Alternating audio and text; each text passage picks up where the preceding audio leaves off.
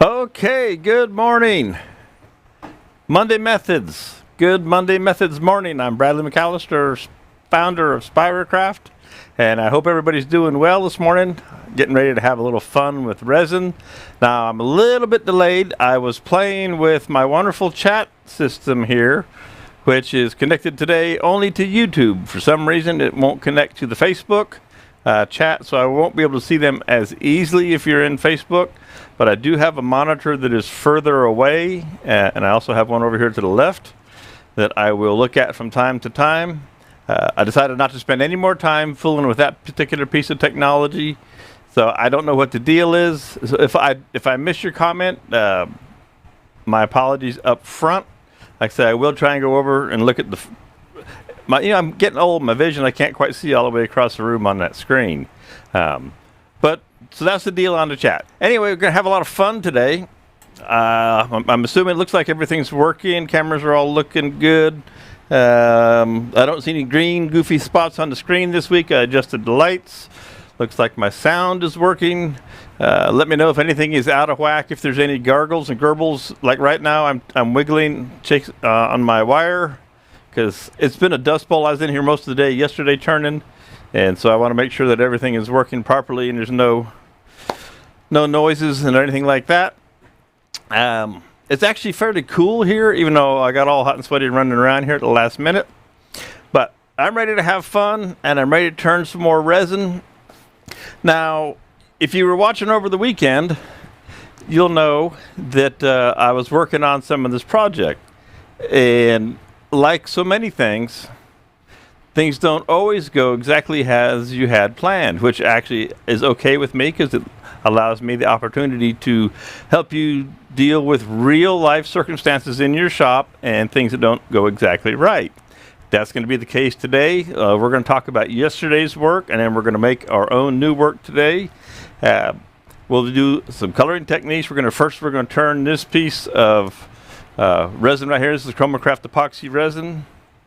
Art says everything to be in whack. Okay, well, it looks like Facebook is now finally coming through.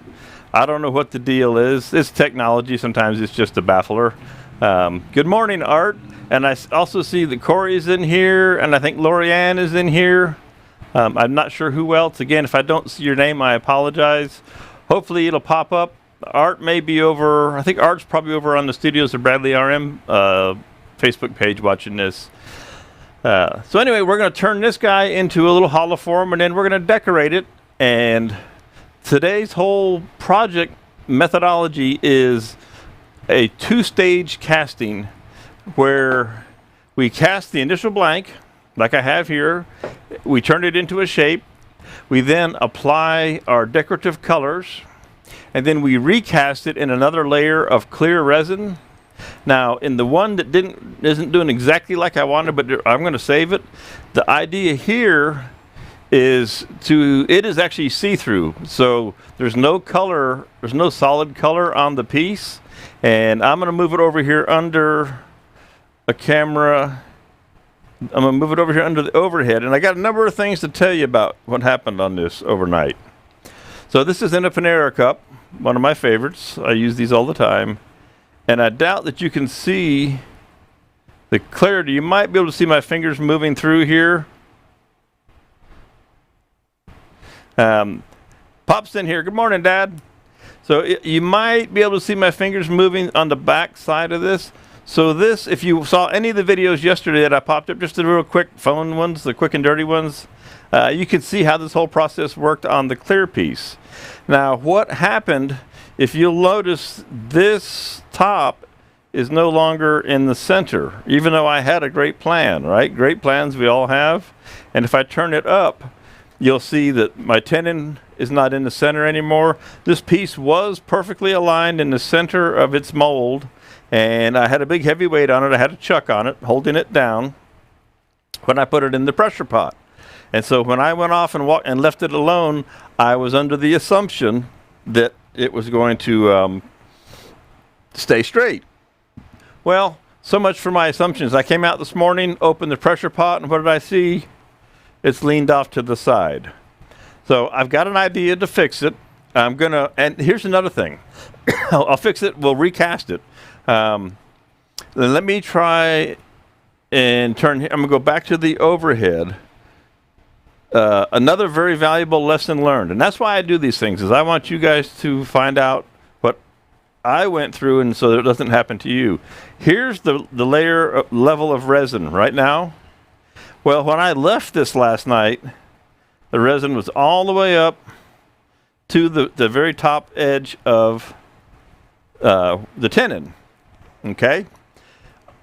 I believe my biggest mistake among a couple, this piece of wood that I use that is actually it's a plug into the hollow form to keep resin from going into the hollow form. Now, in theory, it worked. I could be wrong. First thing I noticed is that I was getting a lot of bubbles coming out of my wooden piece. Why? Because this piece of wood was not stabilized. It had not been into stabilizing resin, so it didn't get any sealer, so it's full of air and it was bubbling like crazy, which also tells me that it was absorbing resin while it was soaking. All right, and that, I'm thinking that accounts for this dropped an inch in this cup overnight. All right, now, you know, I had a choice to go right side up or upside down, and I chose upside down. May not be the right choice. Excuse me. We may do it different today, so we'll see. So anyway, I lost an inch of resin. So what I'll do, I don't think that it's touching on the edge, and all I need is a thin layer to get the effect that I want.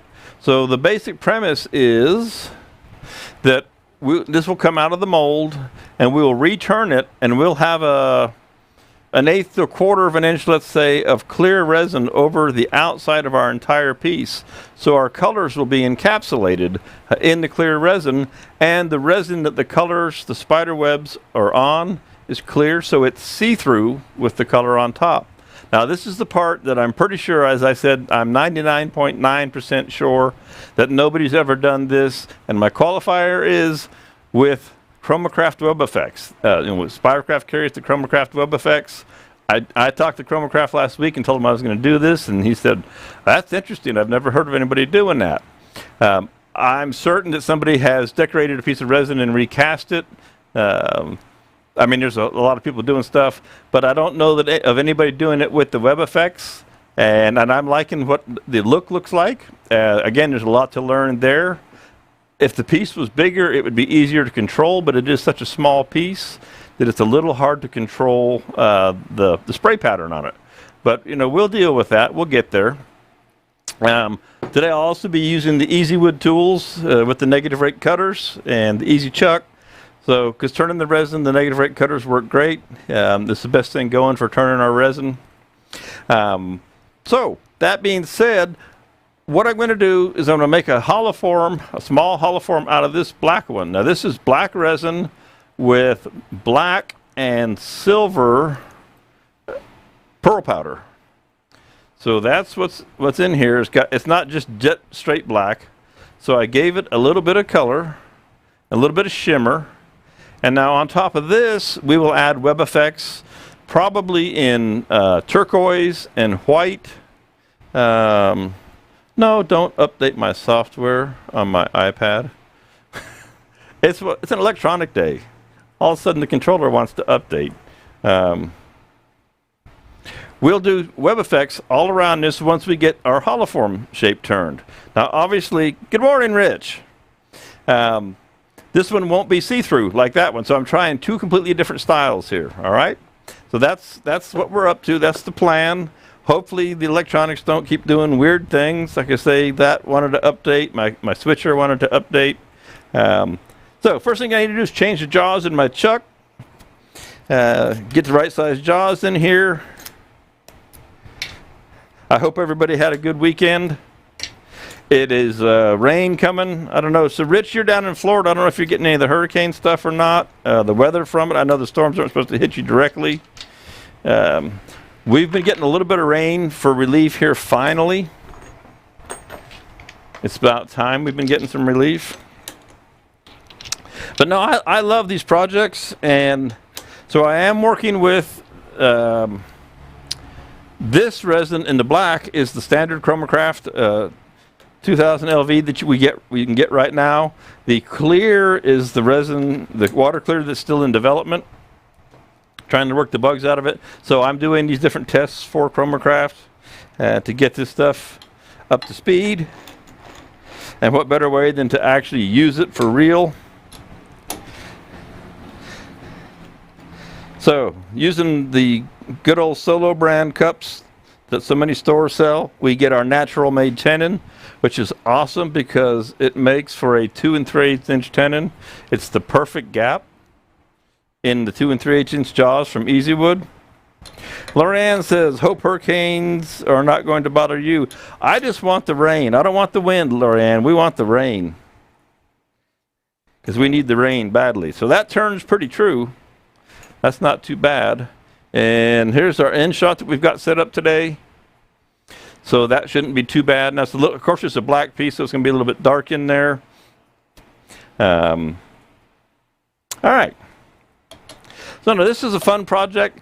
I've got a whole bunch of different projects that are of this concept of doing things with resin and clear but colors, you know, clear spheres, clear domes, clear pieces, where the colors, there's colors intermixed in ways that make you wonder, how did they do that?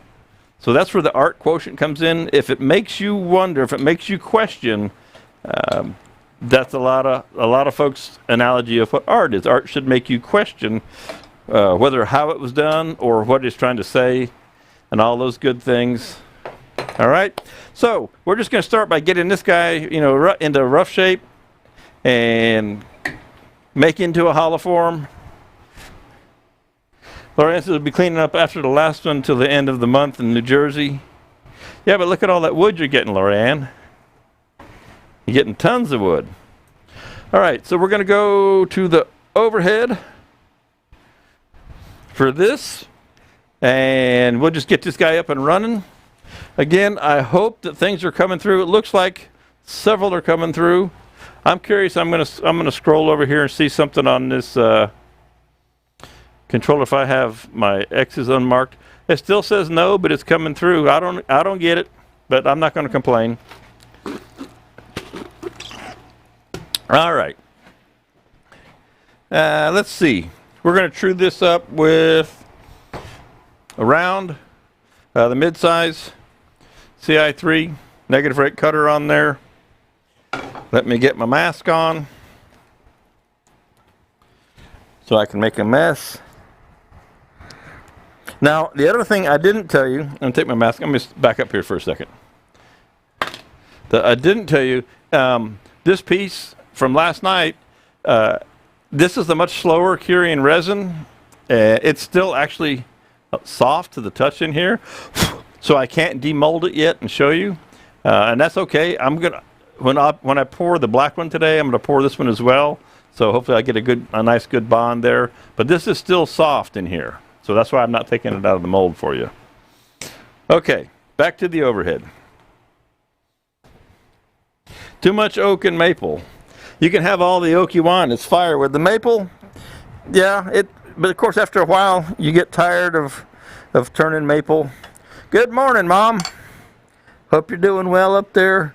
Say hello to Thor and Organa. I hope they're behaving.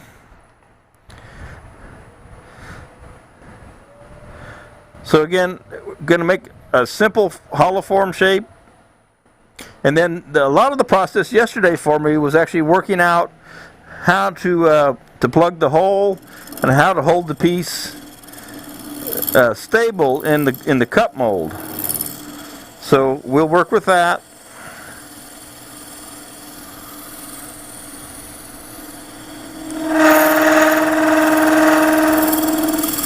But first we'll get this guy trued up.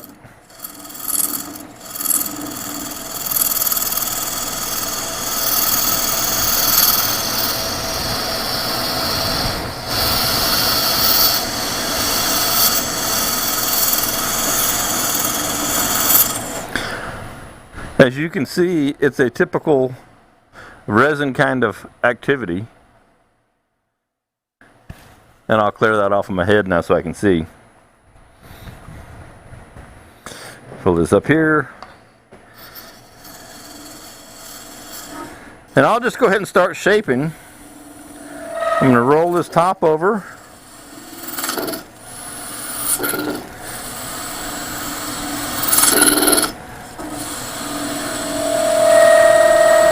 Again, it's not going to be a complex shape. And this doesn't have to be hollow, but I just kind of feel like doing it. Making it as a hollow form.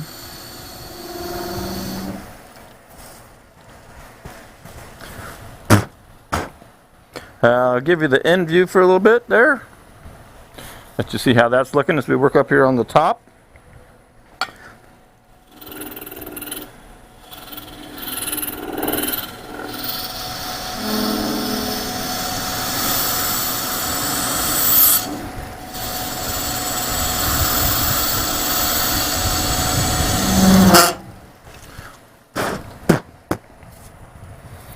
I can't believe that the stuff gets up underneath my mask, but it does.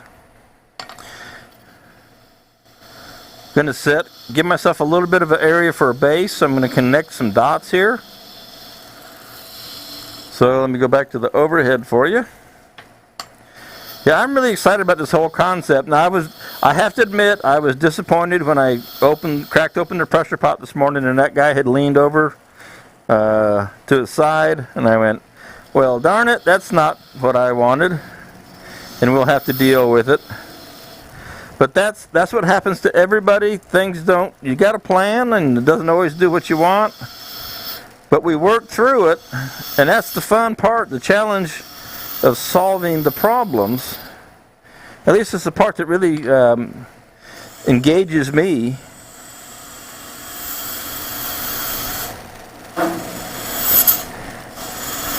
Now these pieces were cast, this black was cast on Friday or Saturday. So it's cured up enough, and it turns great.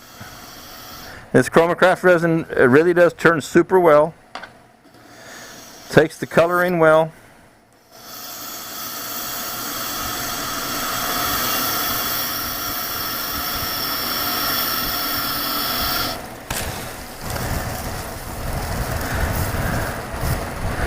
I had fun putting the little videos from my phone up yesterday and doing them in black and white. Had some interesting look about it. You know, it's always fun to try different things, whether it's actually in your turning or just a video you put out. If you keep doing the same thing over and over, it gets a little old after a while.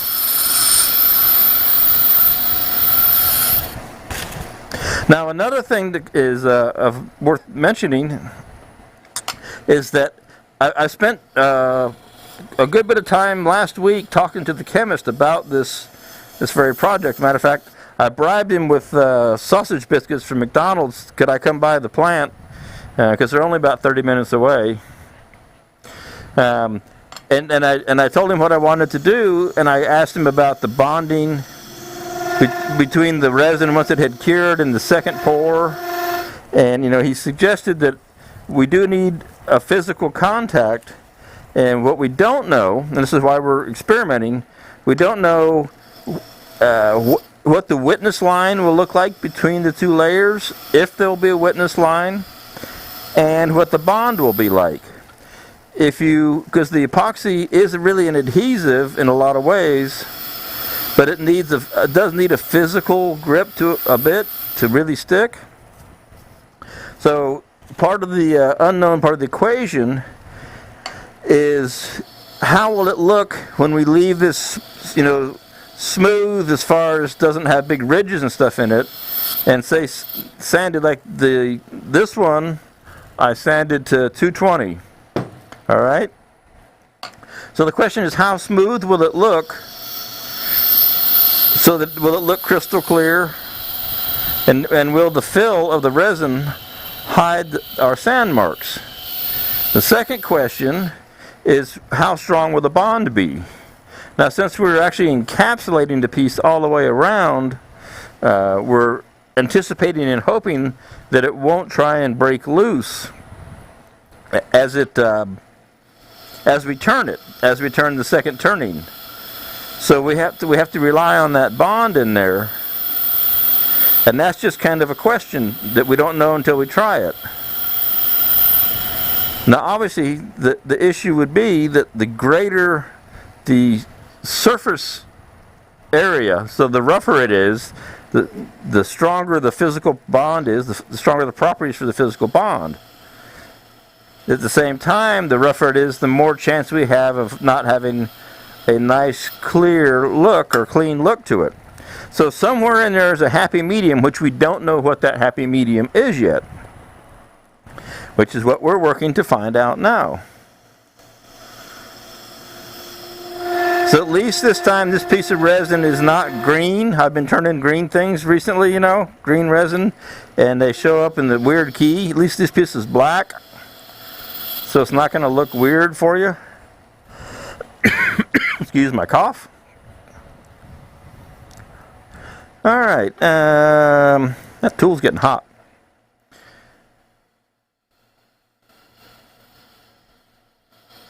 Again, I'm not going to spend a long time because we're going to spray this, and then we're going to cast it. But it's going to take me a little while to get the hollow one done, so that's why I'm not spending a lot of time, and I'm kind of hustling along here.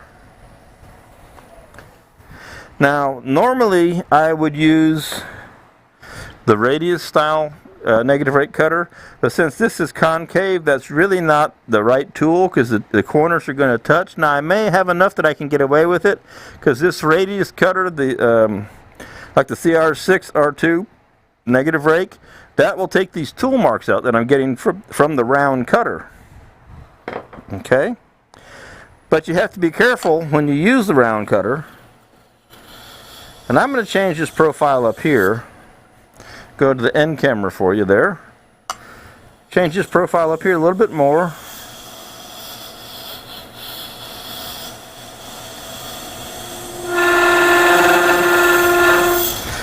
If I did this right, if the person did it right, and you made the right size hole in the top, you could do a set of salt and pepper shakers in this look.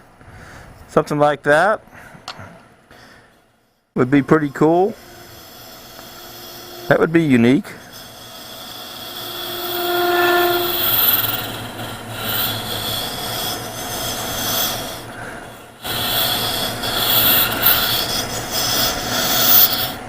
Now I'm going to give a little more slope to this.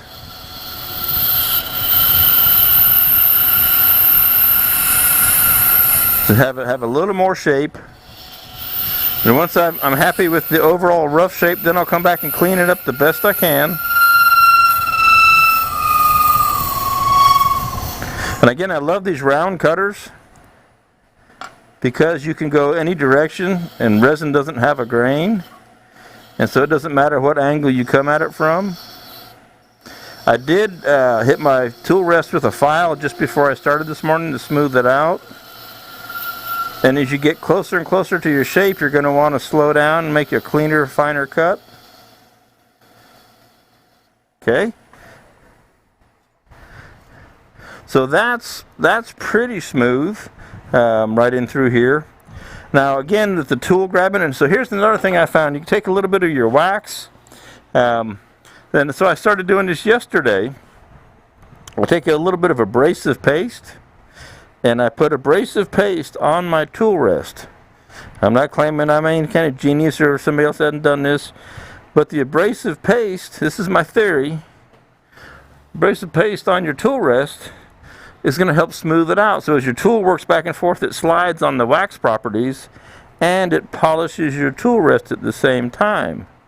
Now if you're getting 2 for 1, I mean, what a great deal, right? Just a theory. I could be all wrong. Wouldn't be the first time that I was wrong on something. Alright. And I'm still wearing red, by the way. It was move-in week over there in the college town, and it's still crazy. And so I haven't taken my black jacket over to get it monogrammed. And also, looking at the video, the red looks good against the gray, so I'm pretty happy with it. Dusty Dersh, my hands are way more steady. Your hands, my hands are your hands. Yeah, they're still doing pretty good. I limit my coffee. I eat my tools, Arthur. I limit my coffee to just 2 cups in the morning, so that I can be like a surgeon, you know.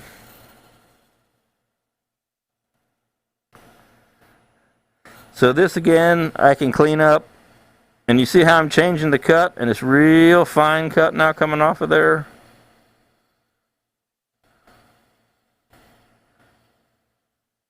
It's really important that that tool rest work well and be smooth and clean. Okay. The round cutters are just tough. They really are. They're just tough to not get little ocean waves in through here.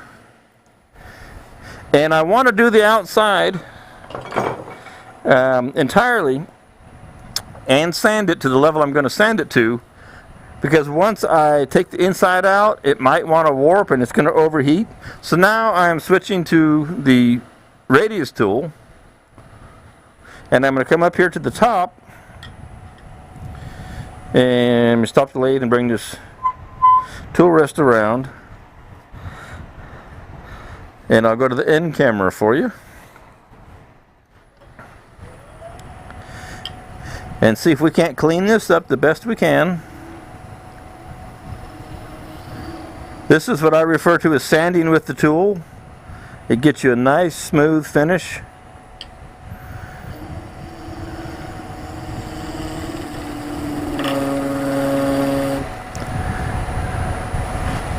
Now if you get vibrations, and I'm getting a little bit of vibration, I'm going to stop and check. Normally I don't like to tighten after the fact, sorry for my reach there, but I'm getting a little bit of vibration.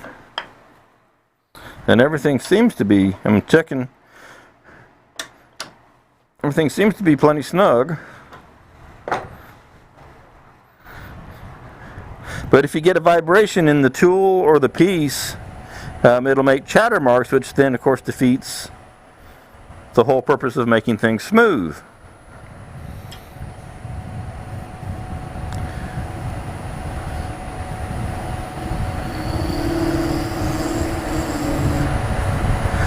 Okay. Now I'll switch back to the overhead as I come around the corner. A little bit of a high spot right there on the corner. And your fingers will tell you a lot. They really will. I still don't like that surface I'm getting right there. For whatever reason, I'm going to shift this tool rest some more. Seems like it was making it hang up there a little bit. See if I can't clean that up a little bit better. I hate sanding. There we go. So that tool rest has a little nick right up in, you can't quite see it now out of the picture. A little, it's something that was still holding the tool up. That's much smoother than it was just a moment ago.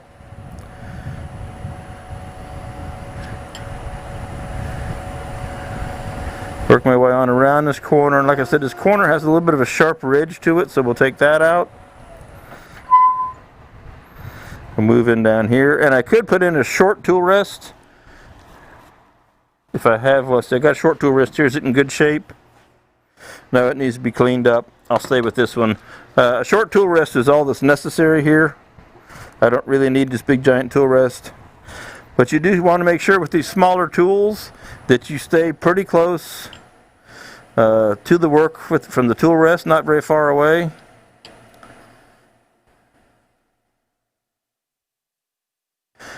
Now, as long as I can get in this concave section and not have the corners touch, I should be okay.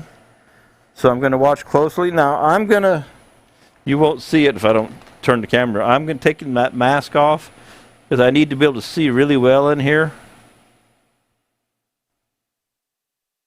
And I don't think my head's in the way. So if one of the corners of this tool touches, I get a new line, okay? And that's bad.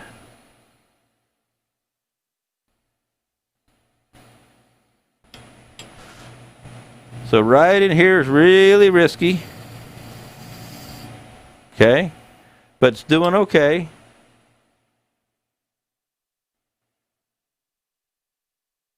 I got a couple of lines right in through here.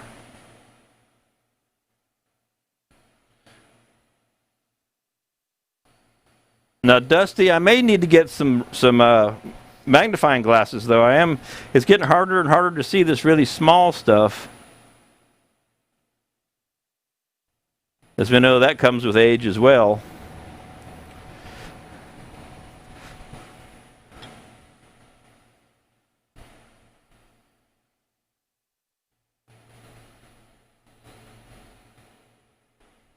Okay. So like that one line right there, you can see that line that wasn't there a second ago, and just looks like the corner of the tool just barely touched right there.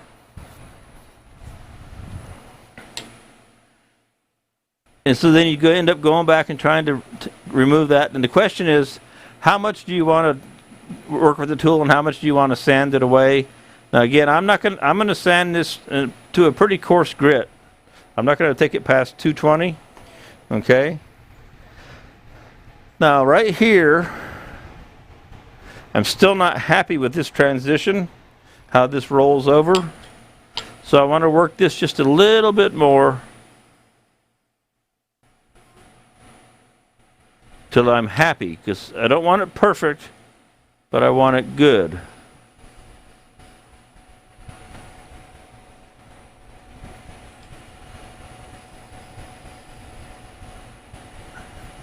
And again, I could actually spend a little more time on this tool rest and clean it up even better and have better results. Okay, let's leave it at that.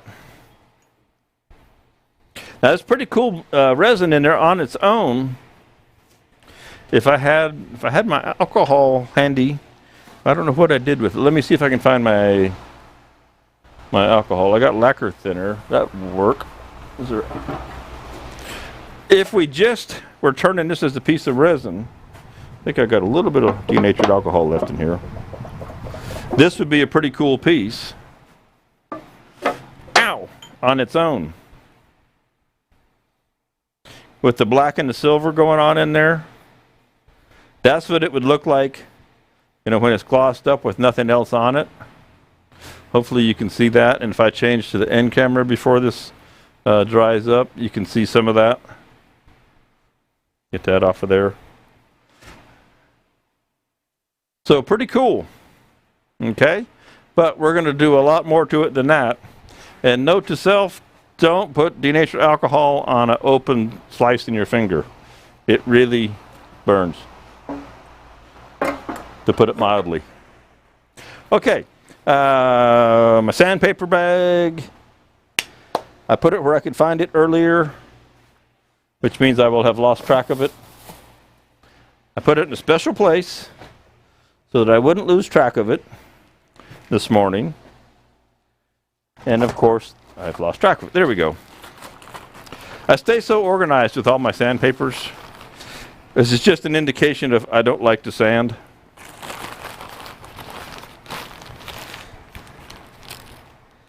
And I think I may just do this at 220 and call it good. If I had some 120 handy, I need to buy more sandpaper. I'm getting kind of low on my sandpaper supply. Again, I have been trying to avoid sanding at all costs. I'm not going to bother sanding it, you know, to 350 and all that. Good morning, Mary Alice. Thank you for joining. I know this color stuff is right up your, here's some 120, right up your alley, so to speak. I hope you saw what I did yesterday and working on. If you just got in, you know, catch the beginning of this, you'll hear me talking about what kind of went wrong, which is part of life in turning, as we know.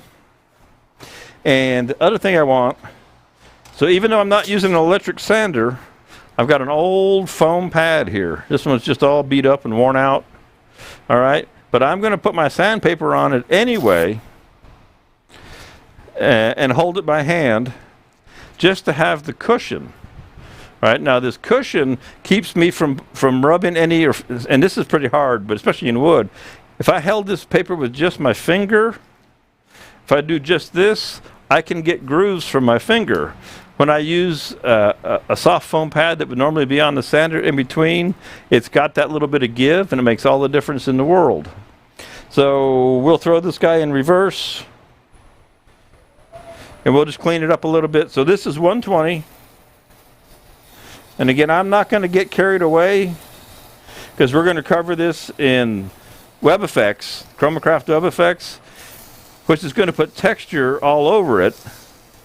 But we still want a nice smooth looking background, but we also, like I talked about, we need enough physical texture to get the physical bond that we require for our next layer of resin to go ahead and bond and not chip away when we do our turning on this after the second cast. And again, like I said, I'm not getting crazy here.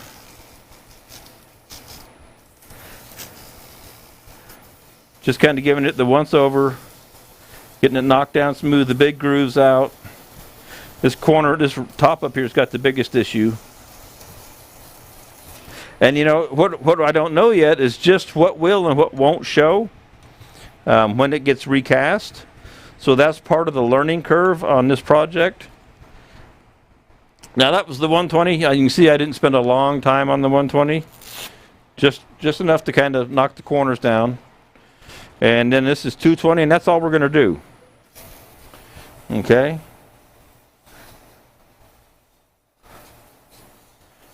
Just knock this down, smooth out the high spots. Okay. Now this one that I was working on yesterday, this one, the inside needs to be smooth. And so it's going to get a treatment. And it's cool. I can actually see through it. And you can't. When I get the inside glass clear or smooth, then it will be, you'll be able to see right through it. And I shot a coat of lacquer in there real quick yesterday just to see what would happen, what it looked like.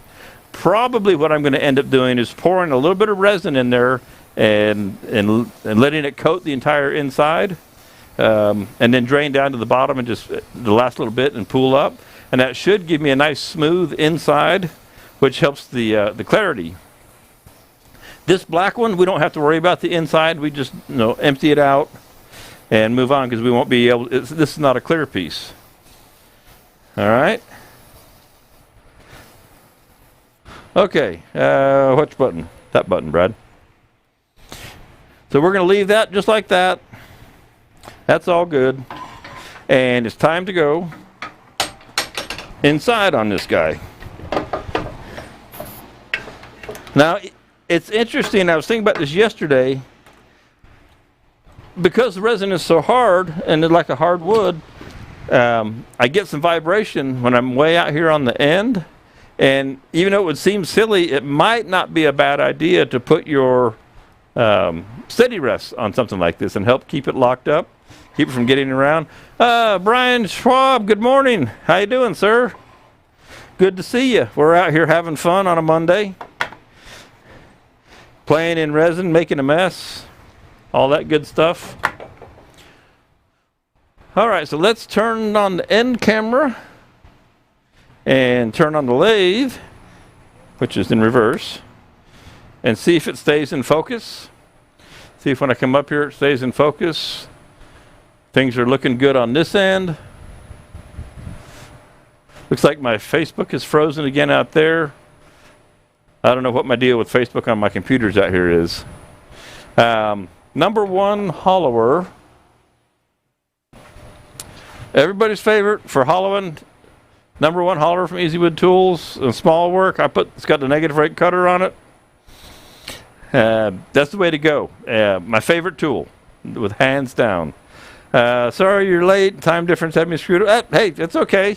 You can always catch the first part. It doesn't ever go away. So, I'm going to jump in here. Now I can see that I'm a touch low.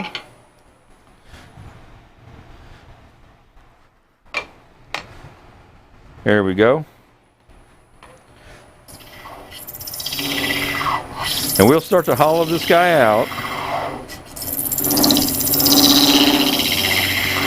And you can hear some of that vibration. I think I'm going to raise that up just a fuzz more.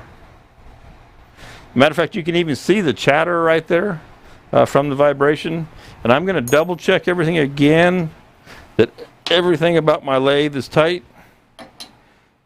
Now, could I take a Forstner bit and drill this out? Yes, I could. I just choose not to. Kind of takes away from the, I mean, if I was doing production, sure, I might think about going there. But if you need time with your tools and you're looking to build tools, skill sets with your tools, go ahead and use your tools.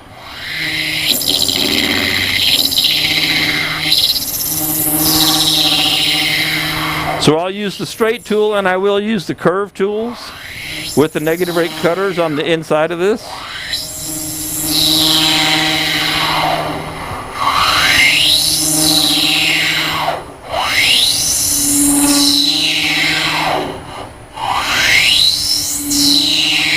So doing the hollowing is kind of the boring part.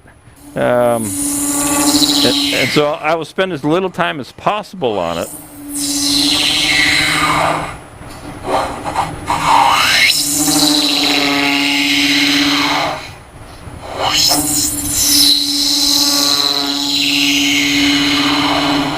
I do love this #1 hollower. We sell quite a few of them because it's got a nice thick shaft in it, and you can really lean on it. And I'm pushing straight down the axis of the lathe. I'm not pushing across as I'm most of these cuts, so I can push pretty hard. And one thing I think I'm going to do real quick after yesterday, I'm going to give this cutter a quick rotate. So I'll just leave that spin over there. I'm using my ice pick to clean out the head of the screw. You got to have an ice pick if you're a wood turner, as far as I'm concerned. And I'll grab a wrench over here, which I now have wrenches that I don't lose because I have a spot for them, that I keep them. And I'm just going to give this a quick turn as soon as I get the wrench in there.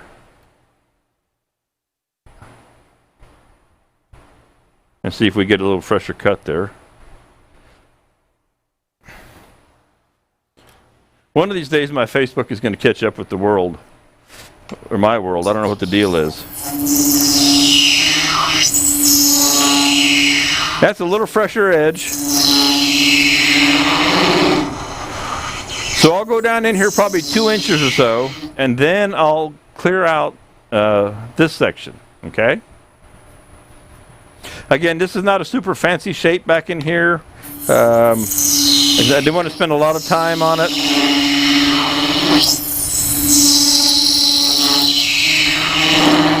So much of what I'd like to show out here on Monday Methods is the concept and how to make projects, come up with new projects. I'm not trying to, most of the time I'm not trying to help you design that perfect art piece. That's up to you.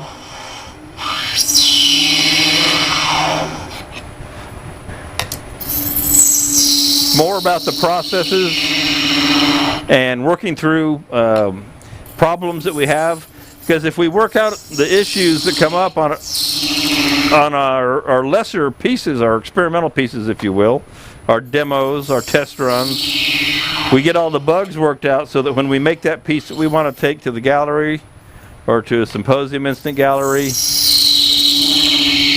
you can go ahead and get it right the first time.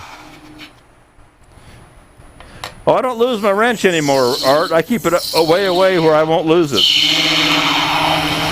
It lives over on a shelf out of the way now.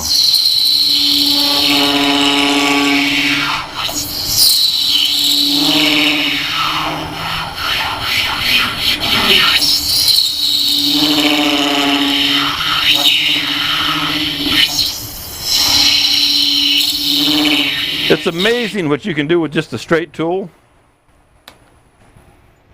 Okay.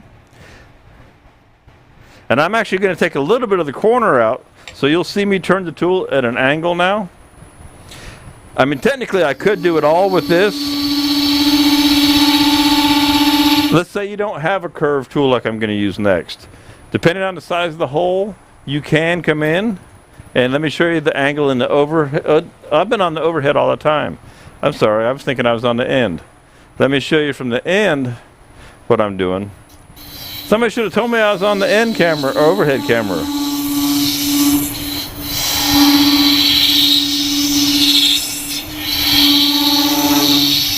So you really can do a lot with a straight tool if that's all you have. Don't feel like if you can't run out and get a new tool, you know, sometimes we just can't quite justify it. Learn to work with what you've got, save your pennies until you can get that tool that makes it a little bit easier. And at the same time, you will teach yourself a whole lot of new things.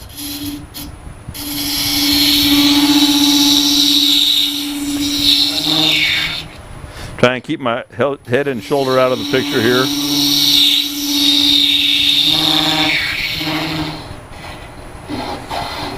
So I just let my finger go up, then I check this, and I'm about, you know, about an inch and so, a little over an inch deep. I'm going to go a little bit further in my depth because I actually want some extra room back in here so that my cutter, when I use the curve tool, that the cutter has somewhere to go around the back side. So I give myself a little bit of extra.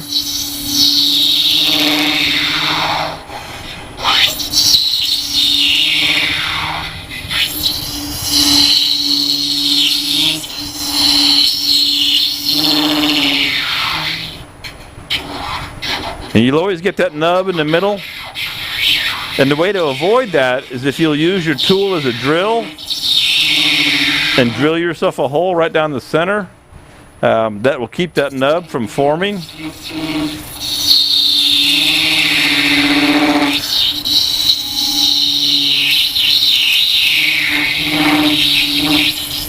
Okay, so we're going to switch tools now. And I'm going to switch over to a number 2 mid-size hollower. I've got the negative rake CI5 on here. And this has got the slight curve. I don't need the big curve. I'm going to back it up to where the flat section you can't quite see in the camera, but the flat section here will just be sitting on the tool rest. And then as I go in, I can go further. Okay? Larry Jordan, good morning. How are you, sir? I hope you're doing well. We're out here having lots of fun.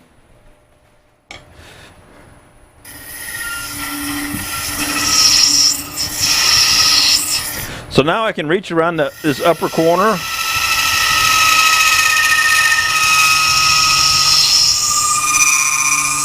and quite easily remove this material. I do have my air in here today, compressed air. If I need to blow this out, and I will have to as we get deeper inside.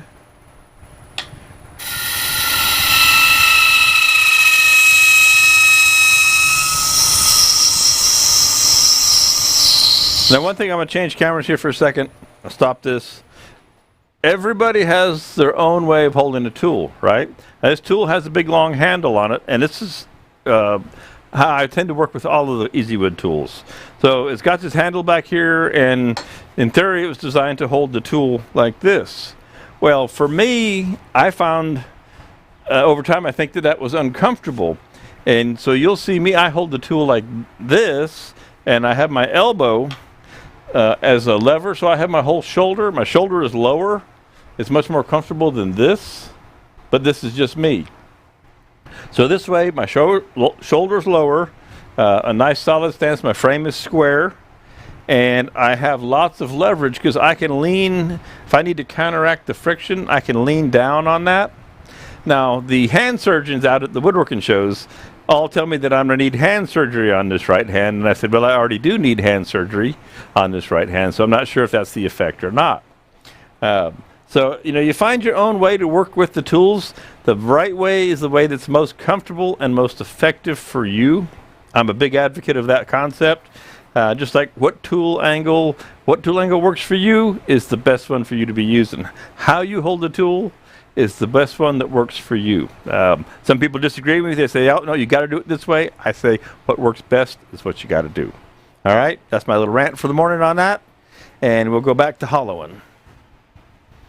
End camera.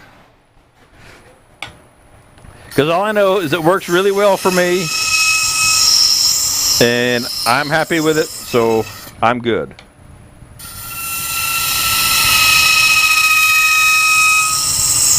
Another important thing about using these curve style tools, you want to cut with the very tip right here. You don't want to cut with the side. You can't hardly cut with that side. You don't want to cut with this side straight off the end. It tends to make it want to vibrate. So try and keep your cuts as close to right here on the center, coming right off the axis of the hook or the swan neck as possible. That's where you want to be working. So what you do is you rotate the tool. As I come around the bottom, I rotate the tool to make that be effective that way. Jim Luley, good morning, sir. We're giving a little Easy with Tools class here, buddy. Using the mid-size number 2 hollower, and we're hollowing out this piece of resin before we add color to it. Folks, if you all don't know who Jim Luley is, he is the sales manager for Easy Wood Tools. He's a good man. Jim takes care of me. All the folks at Easy Wood Tools take care of me. So you see I have a nice controlled cut there, and actually carries the chips out with it.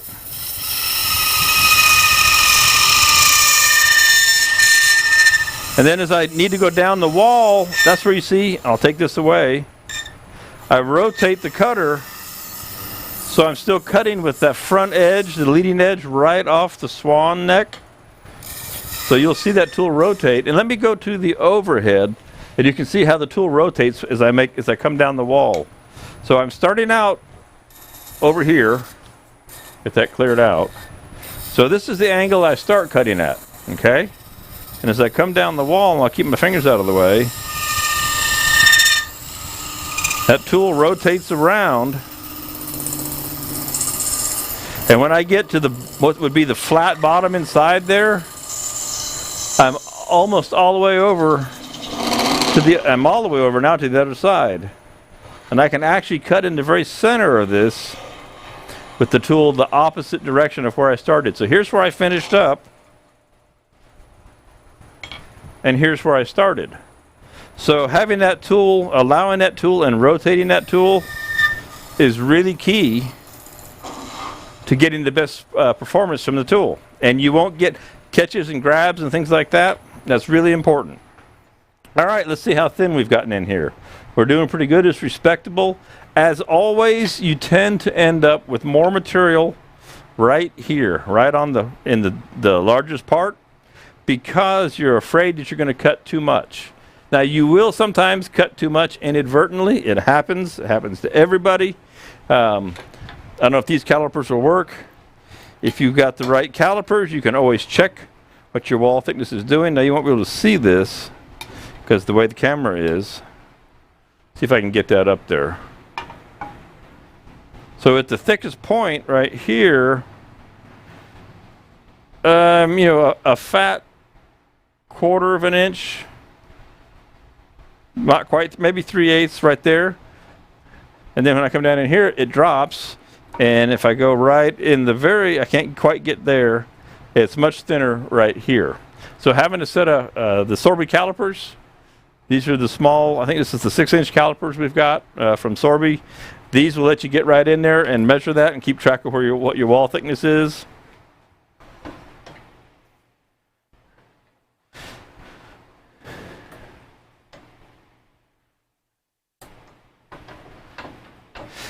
Yeah, Jim's, I'm not seeing Jim. Can you service my chuck? Finger ring won't work hard. Yeah, they'll take care of you, Art. And Jim is correct that the negative rate cutters, it's hard to get a cut because they are less aggressive. But on resin, they're the dream.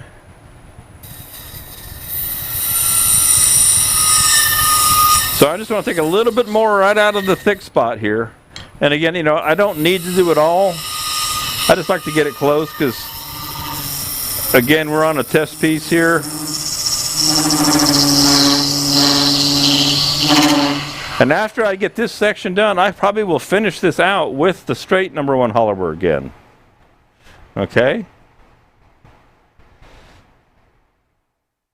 All right, so I want to go just a little further past this curve with the curve tool, and then I'm going back to the straight tool. A little bit more out of here. And like I say, I don't want to spend a long time in here because we've got a fair bit of custom fitting to do to get just to hang in our mold to suspend with the resin. And it's 11 o'clock, so I've got just about an hour to finish this hollowing and the suspension. So I'm going back to my number one hollow. We're going straight into the piece. We'll use a little air here now. Keep that cleared out. See if I can't keep that handy. Back to the number one hollower. And we'll just get some material out of here real quick. Again, you feel the nub. I created a nub in the middle. So now let me go back to the end camera for you, by the way. And I'm just going to get rid of that nub. And I'm going to literally drill a hole right down the middle of this piece. I'm going to work left to right. Just drop it back over and keep pushing right down to the center. And I'll literally just drill or bore my way down in here. And then I'll come back and thin the walls up as I go.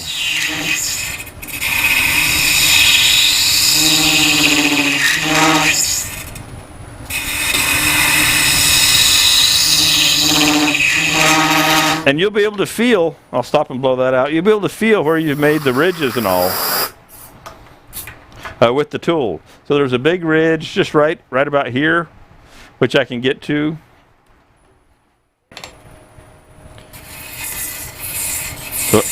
So I can feel it right there.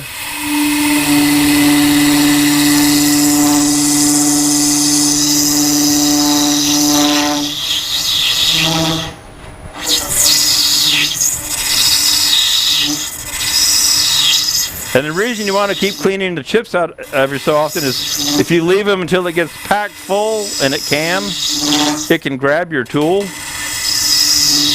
and make your tool take a lap. And then if that happens and you have it real thin, you can break your piece. So that would be bad.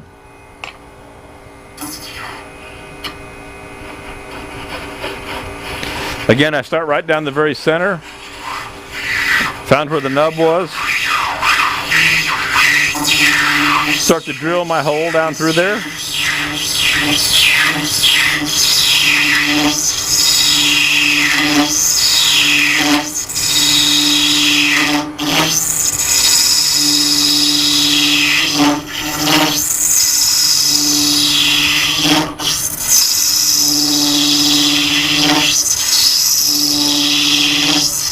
Come back up, come down that wall, take some more material out before I come all the way out.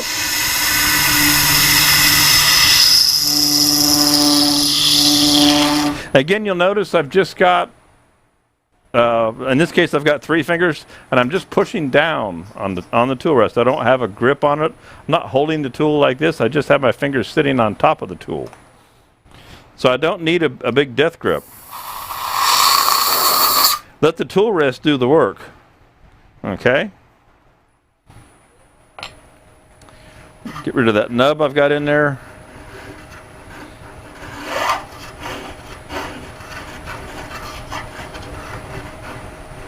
Sometimes if you've got too big a nub and you're having trouble getting it with your number one, you can actually grab your mid-size with a negative rake, and it gets a little bit bigger cut.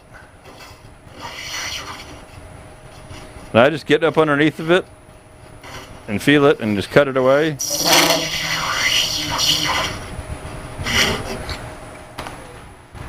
There we go. But the smaller cutter gives you more control inside here. Not nearly as aggressive a cut. And also, I'm turning right at 1,000 RPM. I forgot to tell you that. Because honestly, I didn't look.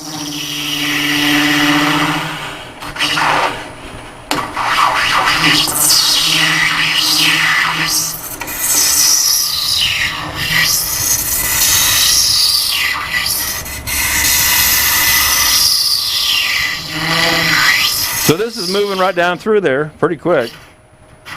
There's my nub again to get rid of my nub.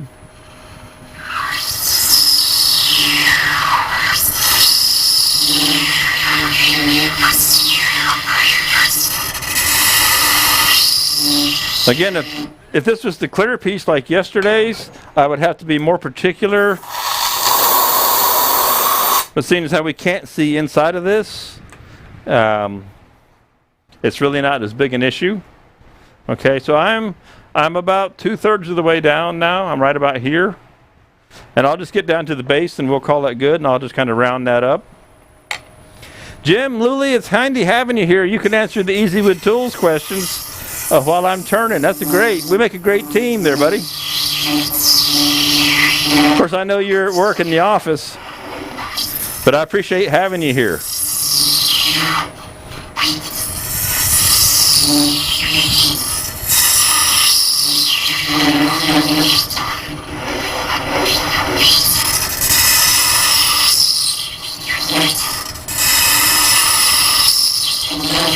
So I'm thinking about, oh, that's hot.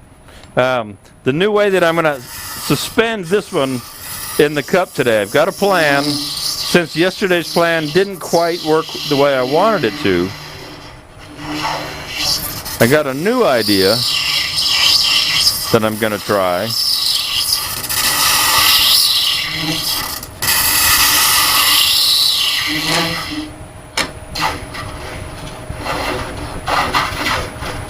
Now I had this thought, which I should have learned from before, about how to seal up the inside, and I thought, oh, I'll stick a balloon in here, and I'll inflate the balloon, and that'll keep the resin from going in. Well, that's all good and well until you put it in the pressure pot. And if you remember from my holoform, balloon holoform projects, an inflated balloon in a pressure pot collapses, and so it doesn't work.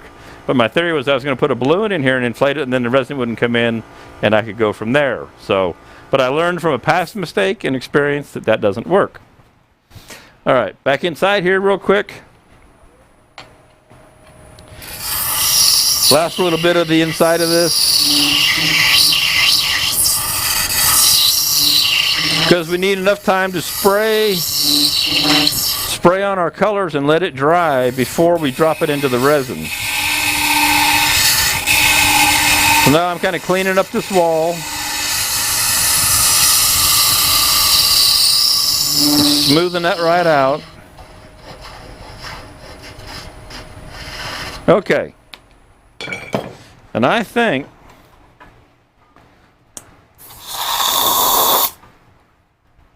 that'll do the trick for what I want to do here today. It's not the perfect take it to an art gallery holoform on the inside, but that's not our mission here. So we're not going to sweat that. We got bigger fish to fry. Change camera around here. Blow some of this dust away. I hope you guys are enjoying this and having fun seeing how to hollow with the resin. I get out here. I spent all day yesterday, and I don't usually get to spend Saturday out here. I choose not to, as I got other things to do. I spent all day out here. It was great. I had a ball. I worked hard, and I was running back and forth to the warehouse some. But I had a wonderful time. Okay, so here's our piece. Basic shape. Now, yesterday at this point, I added the color. At this point right here, when it was in this stage, I added the color that's on here at this point. And I kind of had to gingerly go about working on my wooden holders and plugs, etc. So I think today I'm going to wait. I'm going to build the plugs first, and then we'll do the color. Because actually the color dries pretty quick. So now let's figure this color or these plug things out, how we're going to hold this. So this is my basic piece. Now I still have a 10 in here. It's 2 3/8. One thing I do believe I want to do, I may not have anything around here. I need some more small wood. It's out at the warehouse. I should have grabbed it. I would like to put a smaller tenon on here, but I'm going to use a bigger cup. So first let me find my cup. You know how I am with molds. Here's my mold collection, right? All glasses and cups from the delis and diners. They come with built-in tenons. This happens to be a big McCalister's cup. McCalister's deli. No relation to me. I wish it was. So that will go down in there as such, and doesn't hit anywhere. And I think I'm going to suspend this one from the top this time. All right, I'm going to take a different tact on this. So what I need to do is make a piece of wood that will center perfectly in this cup and center in here. So the wood is going to go into my piece and fit tightly in the hole. And then it's going to suspend the piece, and the wood will center on the cup, say with a cone shape, so it will want to center or get the perfect little edge cut.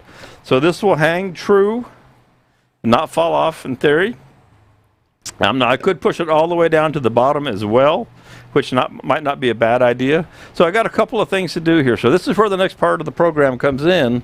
Looks like I got about 45 minutes. The resin pouring won't take long. Is to figure this next little part out, okay?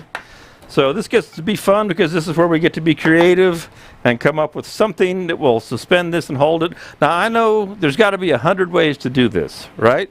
And I hope that you come up with a way that works really well. And when you do, tell me about it, because what I'm going to try now may or may not work, or may or may not work well. All right, and I accept that it may not work perfectly well. That's all good. I can live with that. Let's see here.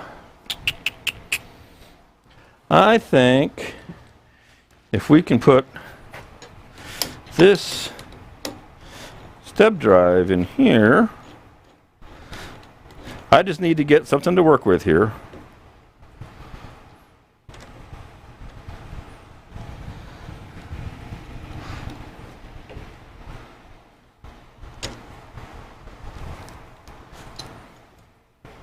All right.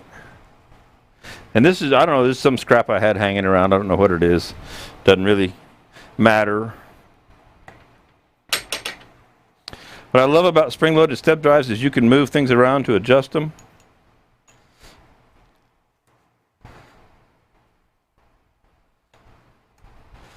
Okay, so we'll get this thing busted right up. I think it's probably a piece of sycamore or maple. I see some ambrosia in it.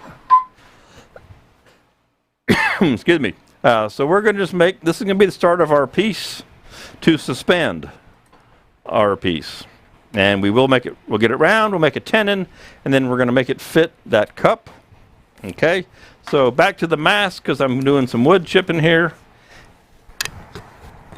And now I'm going to switch over to the non-negative rake, a standard carbide cutter.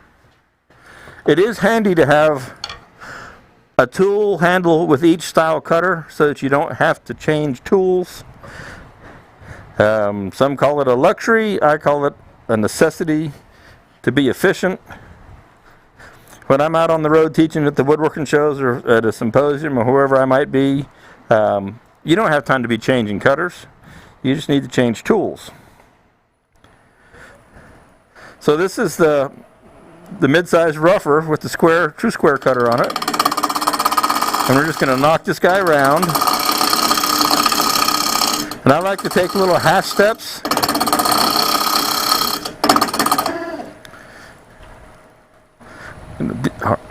Better bite there.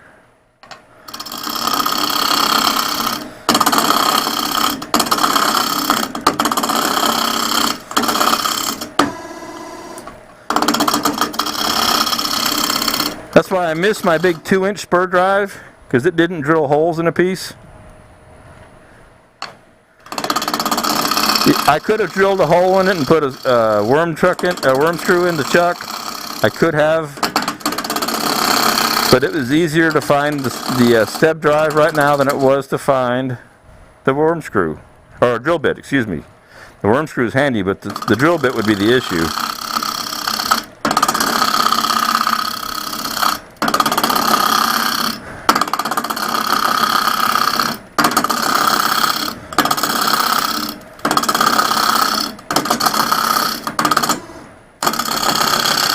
Okay, that's round enough.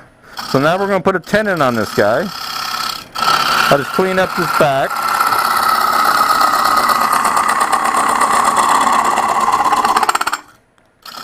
So I'm going to make a small tenon. I'm going to make the 1 3/8 tenon. Let me go to the end camera for you.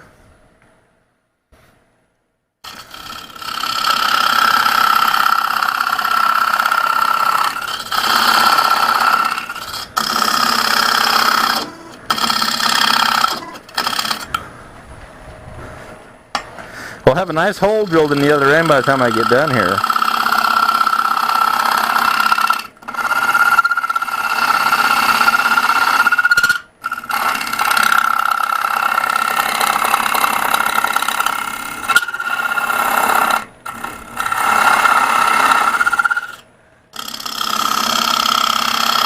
Now I'm using the length or the width of the cutter to determine the length of my tenon.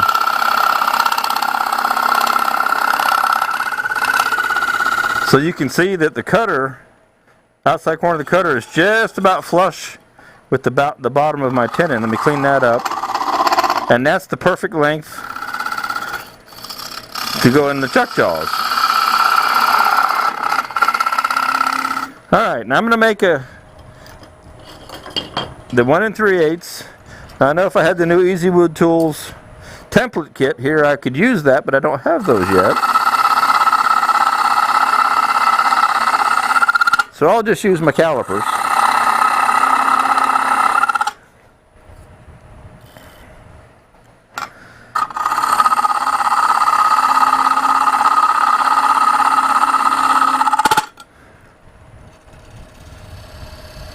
Alright, that's real close to what I want.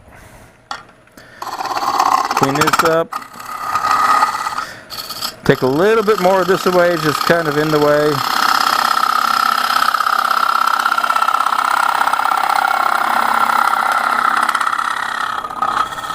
Leave a little step right there. See that little step I've left? Because I want some of this out of my way.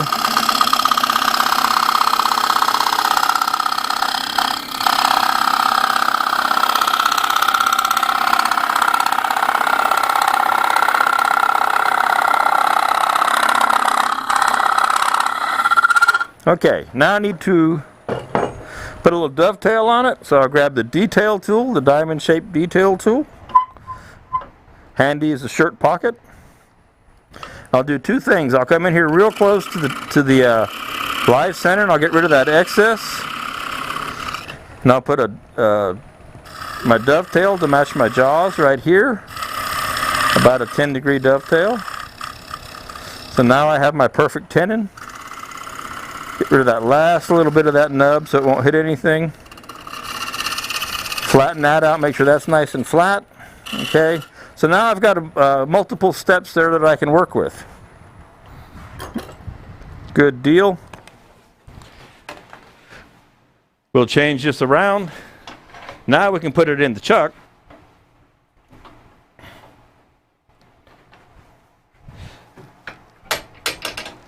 Yes, Jim, the templates look like a cool idea. There's a magnetic, if I read right, there's a magnetic tag on them to hold it. So like you could have them hanging on your lathe or something like that. And I'm going to change jaws here and put my small jaws in. Of course, you can't beat the jaw changing capacity or quickness of the Easy Chuck.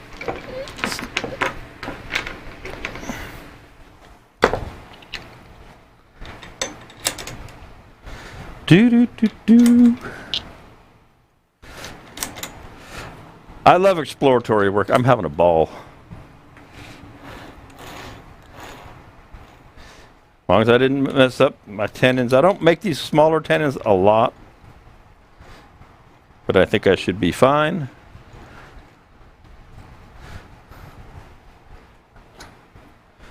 Okay, good deal. Could have been a little smaller in diameter, but hey, I'm in a hurry. All right. Now, we're going to set our little piece of work off to the side and Take your tailstock out of here.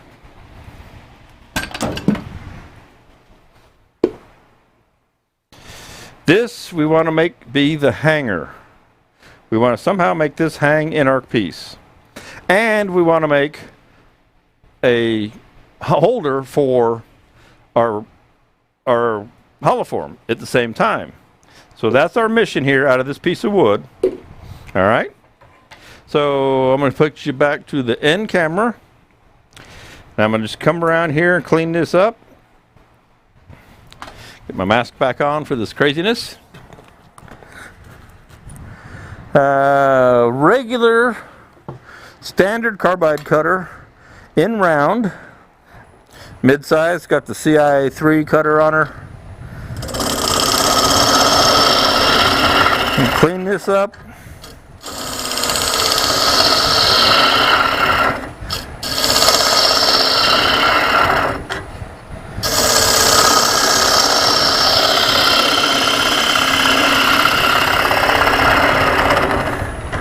Okay, so my inside calipers, wherever I hid them, I had them earlier, and I put them out of the way thinking I might not need them. There they are.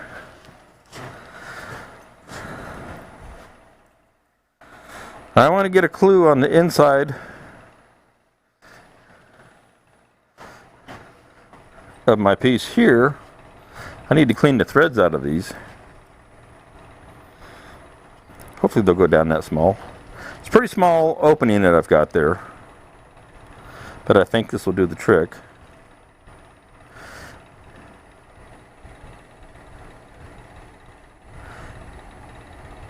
And I found it's pretty easy to make this work yesterday and make a nice press fit. Okay.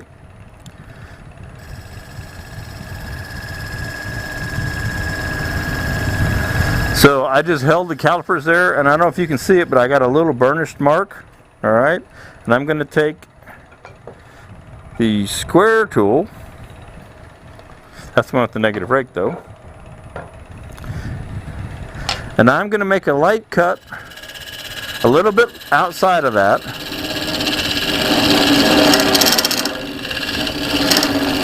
So that I have my reference.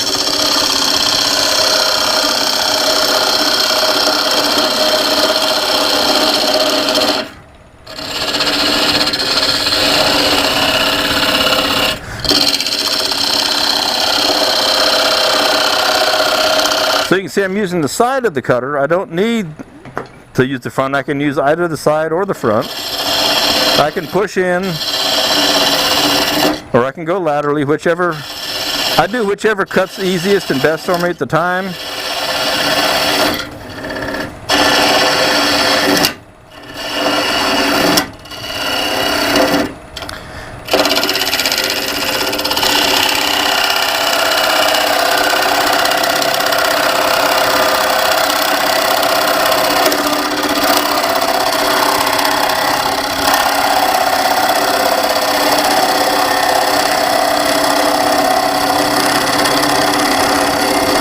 If it feels like the amount of bite you're getting or resistance is too much, just back your cutter off and take a little less, a little bit lighter cut.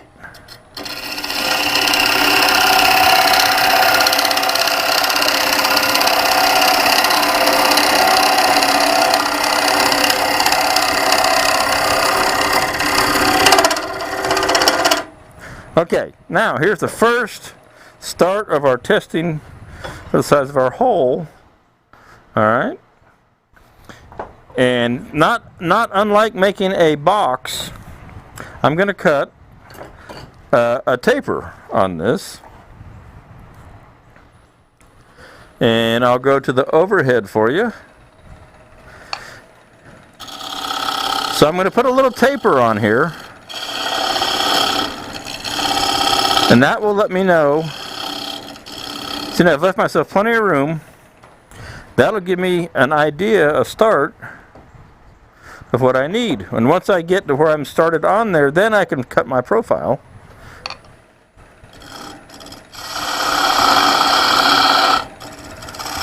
So we have plenty of wood. And it's, like I said, it's not unlike making the lid of a box. Okay, so we're close. So again, it's better to sneak up on it than to overcut and have to cut some more wood. But again, we left plenty of extra wood here. Okay.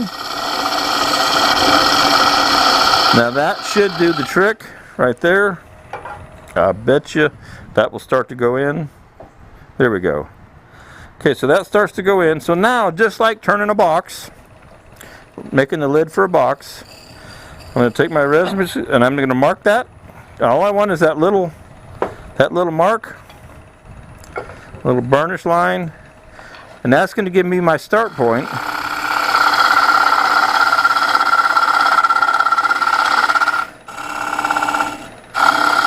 And I want to press fit, okay? Because I don't want it to fall off.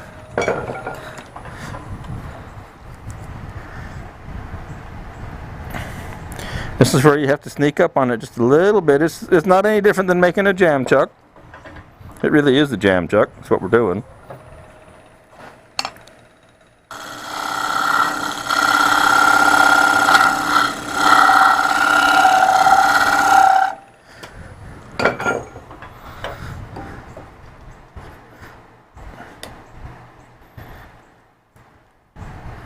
We're ever so close.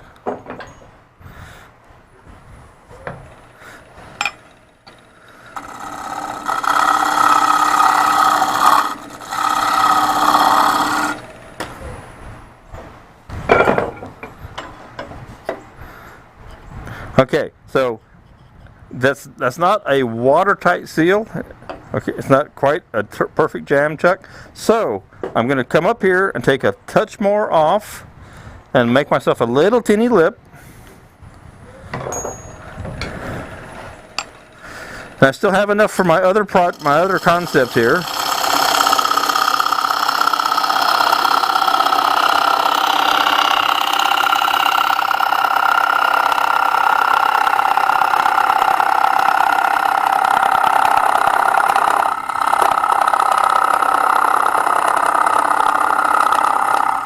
And we're going to make a lip about 1,000 thick, he says.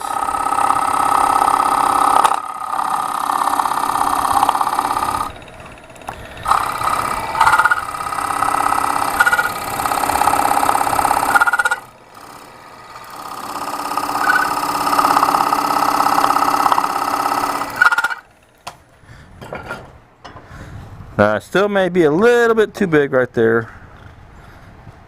But I just want to get that where I really just press it up on there.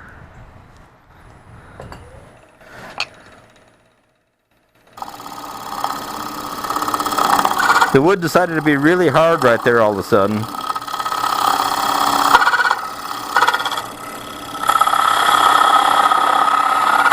I'll bet that's what I'm looking for right there.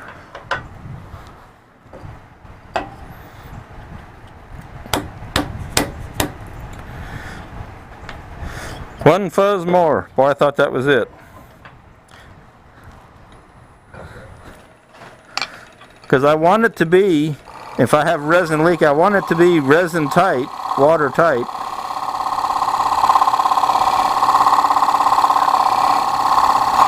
So I truly want it to be a press, but I don't want it to get glued in.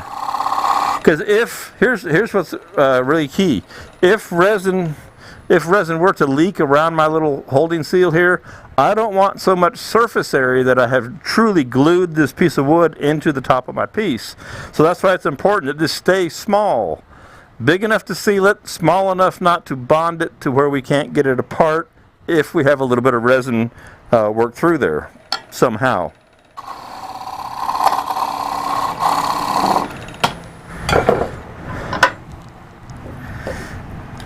There. Okay, so now I'm happy. That'll do the trick. Okay, that fits that. Now the next step is our cup. All right, and which camera am I on? I'm on me. So we go back to the overhead here. So we're gonna make our cup fit this so that will hang. Next thing to check here, put our piece back on. So right now we're hanging off the bottom by a couple of inches, and that's okay. So we can utilize the whole top angle of this. So let's just cut a bevel on this. And I think I'll use a round cutter. And we are in the overhead.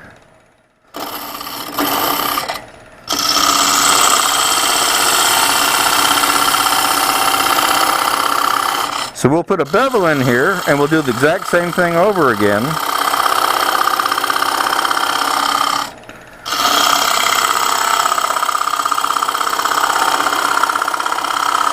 And hopefully he didn't cut too much off of it. No. Okay, good. Now this we can have a lip to it. It'll sit flat. I'm actually going to take a little bit more off of here.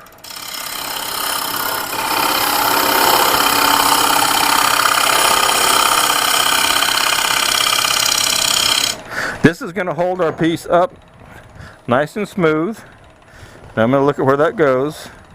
And I'm going to take my marker as I'm thinking on my feet here.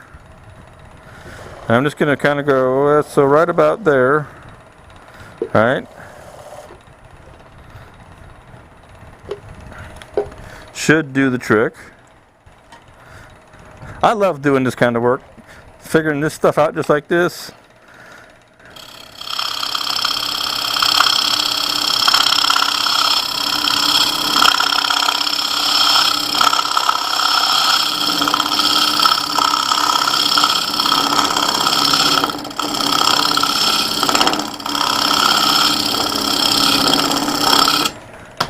Okay, and I got a couple other ideas here yet that I haven't let you in on.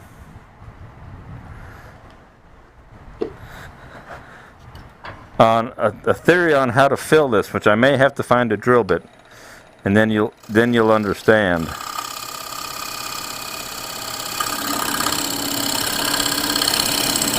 Because we still got to get our resin in there, right?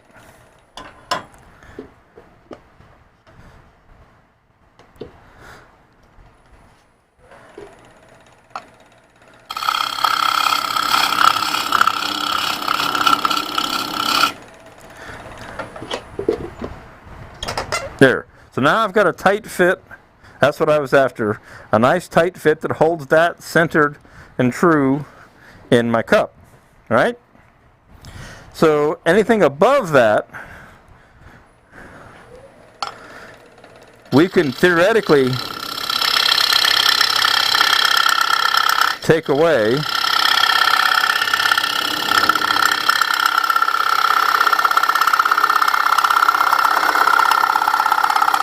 Right?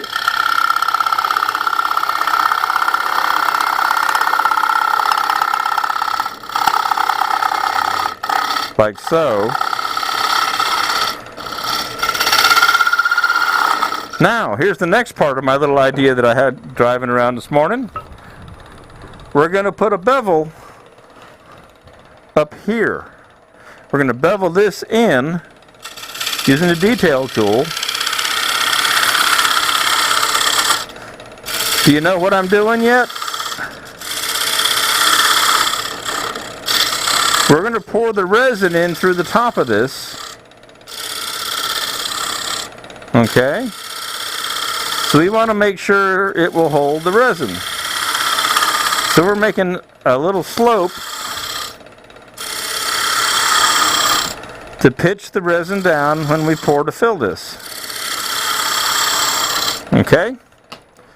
Whoever thought you'd see a soda cup spinning around and around and around on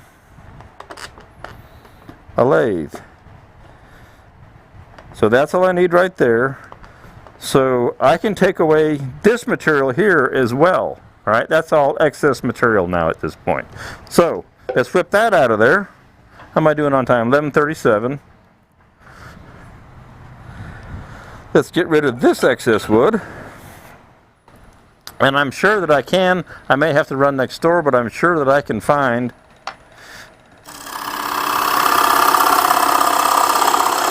I know the drill's next door. And I won't take all of this away.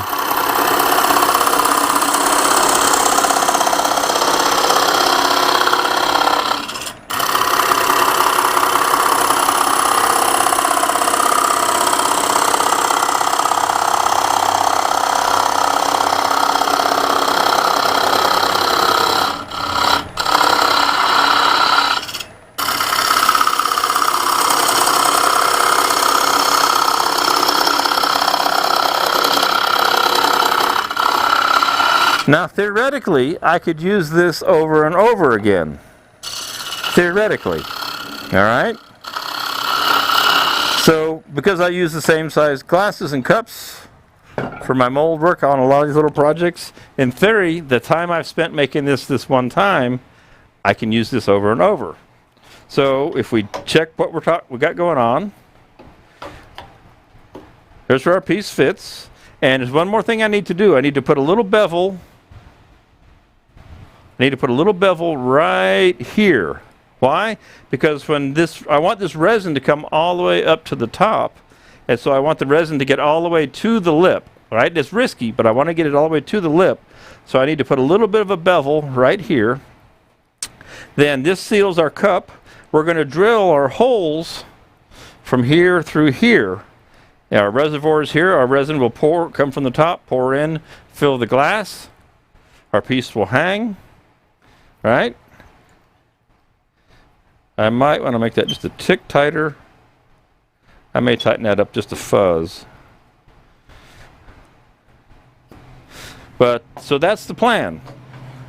So I'm going to put a bevel on this. I'm going to give myself a little bit thicker, one more profile right there. So let's see, we're on the overhead. Give me this.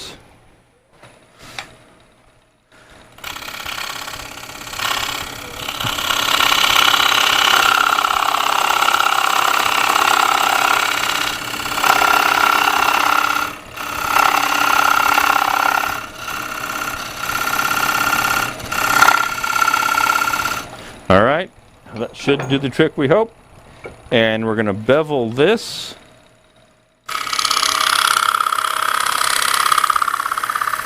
So that resin will flow right up to there. Is that making sense? What I got going on here, see this bevel that I just cut here? This is the top surface of my pointer. This is the top surface of our piece. And so we want the resin to flow right over to it.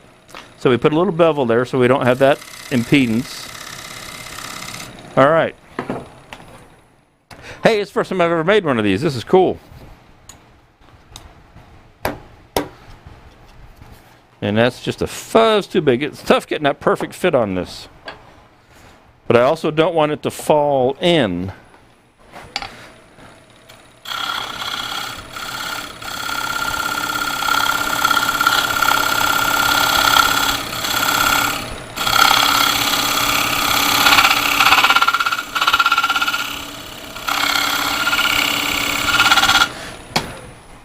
And I may make that a little bit longer once I'm happy with it.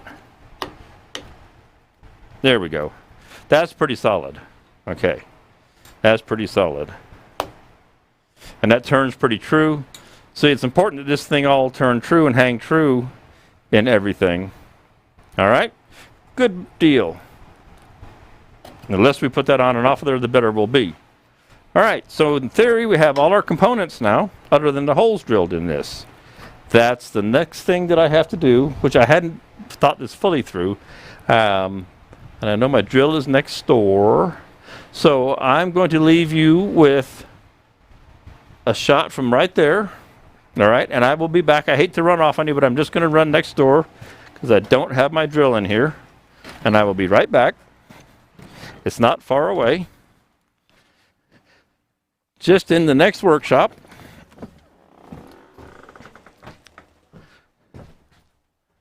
Just in the next workshop. And we'll grab a drill bit. One that should make decent sized holes to drain.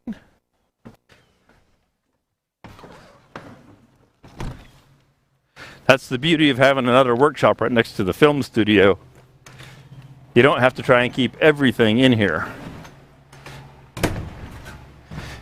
You can have it close at hand, and it's all good. All right. Let's save that over there. We got a little 12.5 millimeter drill bit.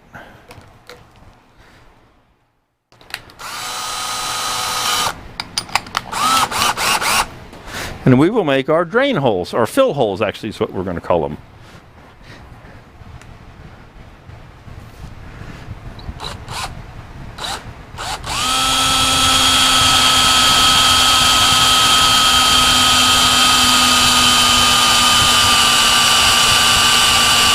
It's a hard piece of wood, because this is a brand new Colt drill bit.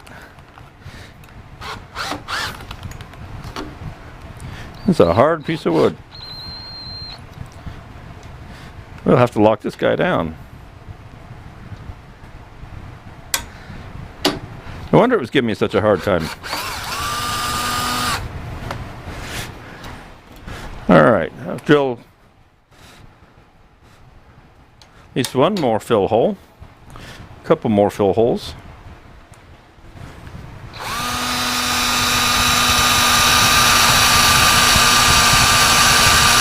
It looks like I'm about to go out and buy a couple more $100 battery packs. I just charged this yesterday.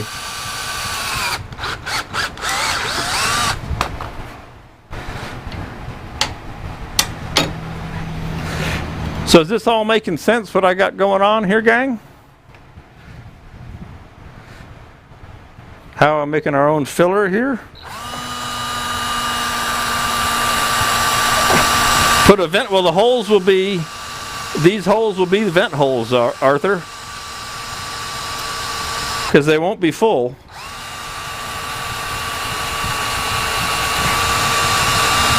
I mean, I may have to poke a stick through one of them or something to vent it.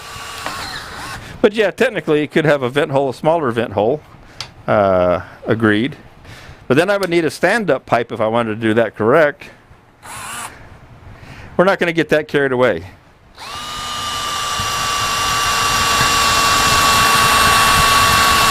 Heck, we don't even know if it's going to work right yet. All right? That'll do the trick. It doesn't have to be fancy. Doesn't have to be fancy.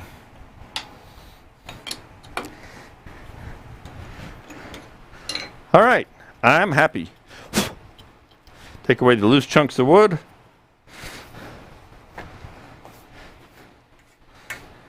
Now that I got that built, we need to spray our colors on here. How are we doing on time? 11:45.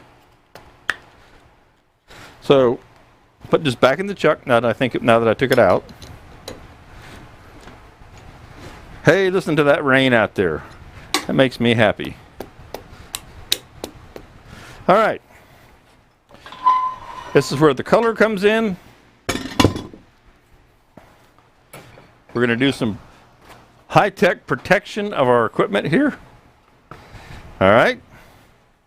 And this piece is black. We're going to use the Chromacraft Web Effects, and I wanted to use turquoise and white for sure on this.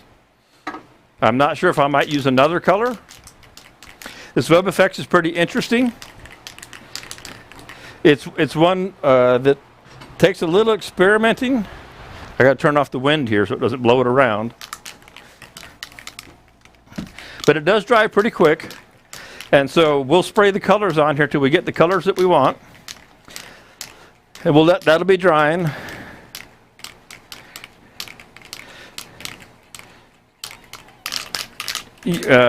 Brian, we have it here in PC as well. Can I ask what you're referring to? That we have it here in PC?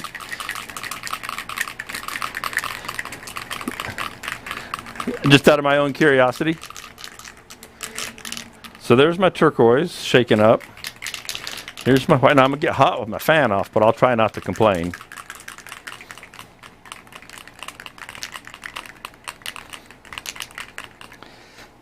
All right. I think, well, I don't know. I'm just going to play it by ear. This is the white, and it's kind of messy, and depends on how close or how far away and how you spray it.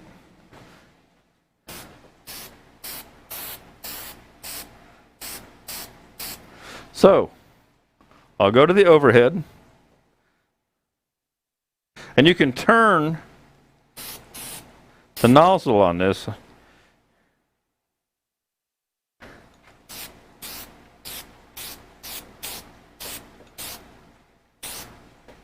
All right, so I'm gonna stop with that first round of white. Oh, Pinellas County, you got the rain too, yeah. Now another thing about this product, if it goes on heavier than you want, excuse my reach, and you see these bubbles, take your good old ice pick. Remember the ice pick, you have to have an ice pick to be a wood turner, at least in my shop, and pop those bubbles, and that will lay down. It's just a byproduct of being in an aerosol can. Okay. So go around, pop those bubbles down. Now God knows what the humidity is going to do to this today. But luckily, you know, I'm mixing epoxy resin, and the humidity, the moisture doesn't affect the epoxies nearly like it does a urethane. And what I want to do is a couple of layers of each color on here. And then we're going to, again, if you haven't figured this out, we're going to cast this whole thing again and make it super thick clear on the outside, but we'll mirror the interior shape. So it'll be like having 500 coats on it. That's the theory that he has.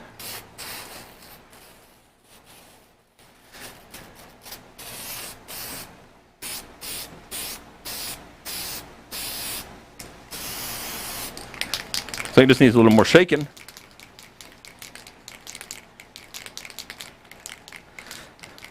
That's why I have this test here. Come on, get the turquoise going in there.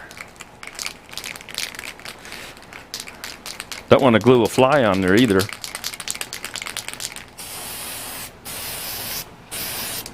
Getting a lot of white out of this one. That's strange. I'll have to tell them I think they didn't get enough green in this. Well, I do have a cobalt blue over here. If I can't get this to come up. It came out turquoise at white at first, but now it's just white. I think they didn't get enough color in that. So, quick change. We'll go cobalt blue. It won't be quite as cool as the turquoise. Maybe that'll come back around here before we're done.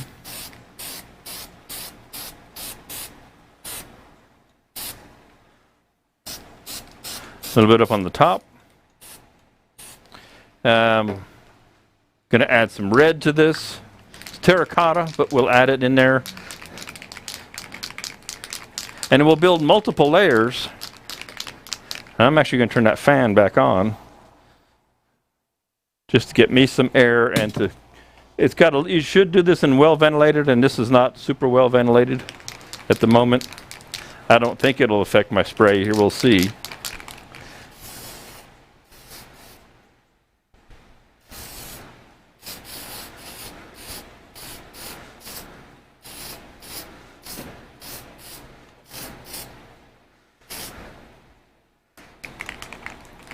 And back to the white.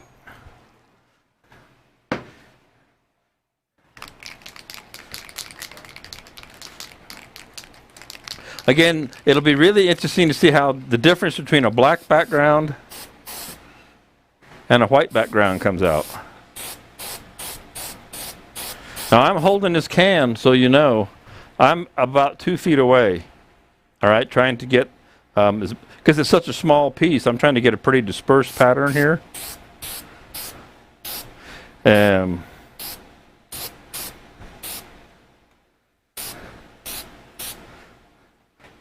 Like so. And then I'm going to lace, and optimally, I don't have the time, I would wait and let these each dry before I laid the next color to it. But I don't have that much time today.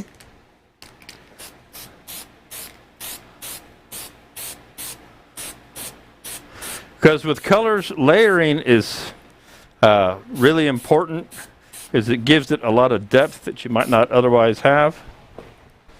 Okay, and this will shrink down. I sure wish that turquoise would come out turquoise, but it's just coming out white. I'm going to keep trying. Nope. Oh well. That's black. We don't need the black.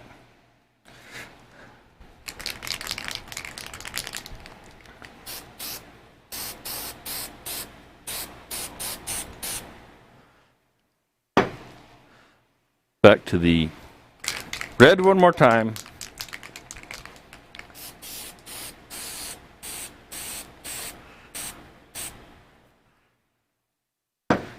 And then while we mix, this guy will be drying, and we're going to finish it back up with blue and then white one more time.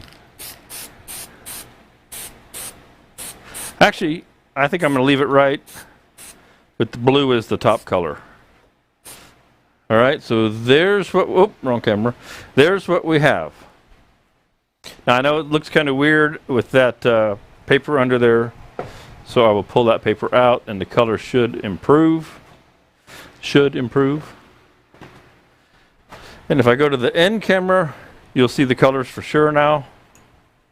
All right. So now we'll mix up some resin, and then we're going to drop this guy in our cup. That's the whole gig. That's the whole plan. Put these over here. So that's the web effects, and this is a way, like I say, that it hasn't been used before that I'm aware of. And I'm going to go around here real quick and pop a couple of big bubbles.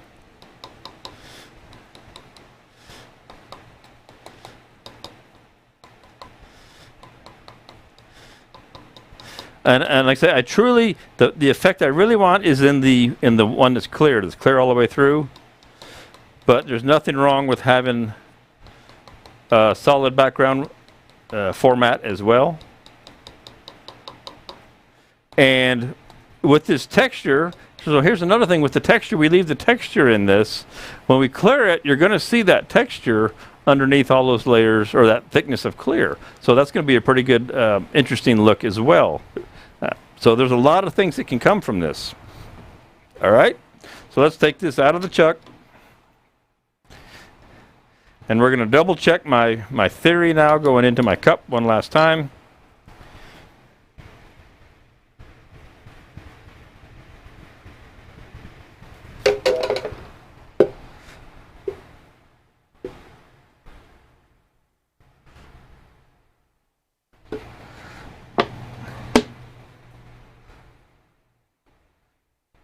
There we go.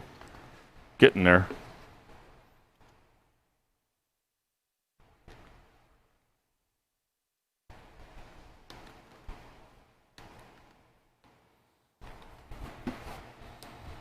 It swelled up.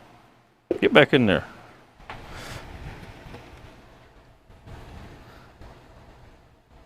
There. All right. So now it hangs, and we'll get it perfectly hanging, perfectly level.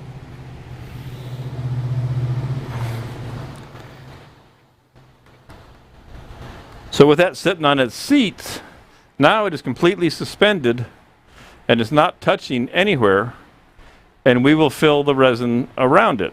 All right. Now, admittedly, there's a little more space in the bottom of this than I had anticipated or wanted, but that's okay. I've got my 10 in here. So it won't be a problem, okay? So now it hangs, it won't shift, as long as it doesn't fall off, it won't fill up with resin, and we're going to pour the resin in through our fill holes here. Everybody with me? What do you think? You think it's a plan? Those jaws are dirty. Don't look at the jaws, Rich. Don't look at the jaws. I'll clean them up next year.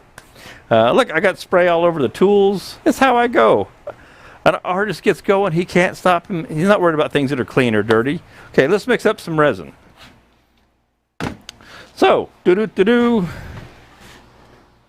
I'll use whichever side is dry. Be a little messy there.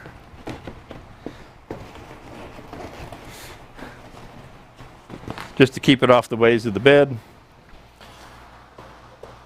Infamous yogurt cups.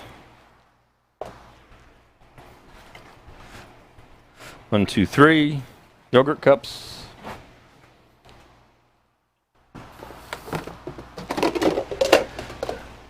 A large mixing bowl. Should do the trick there. Yes, you hear things falling all over because I'm hurrying out because it's the end of the hour. 11:58. I'm gonna run over a little bit. Imagine that. Bradley's gonna run late. How can that be? All right? How can that be?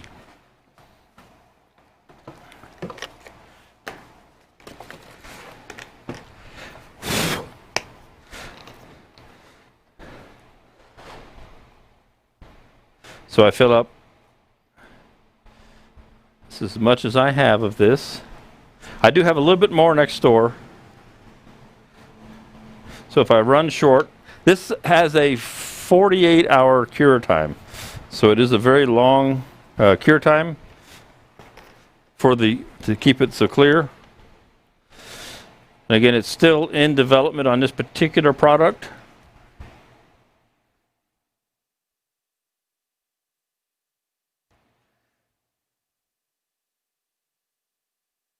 And I'm going to have to run next door and grab the last of what I have over there to finish this out.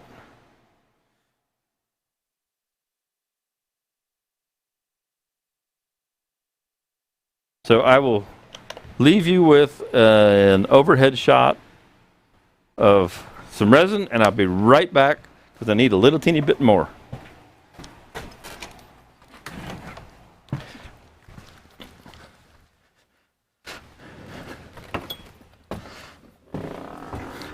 Back over to the resin supply.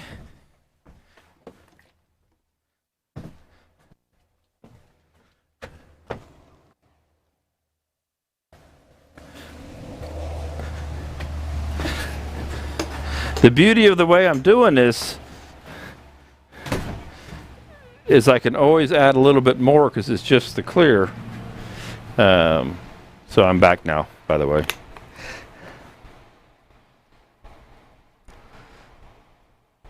All right. Oh, we got to get that guy out of there. A little something fell in.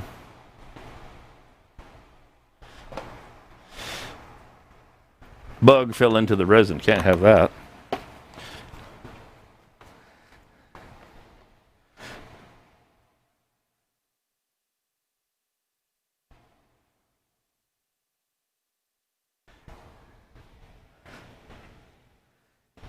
And hopefully, like I say, I think I'm going to be a little short.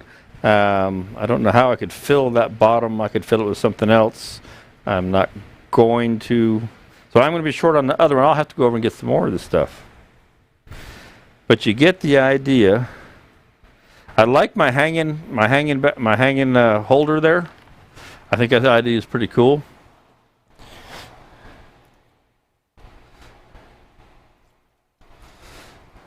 And goes that. And go these two.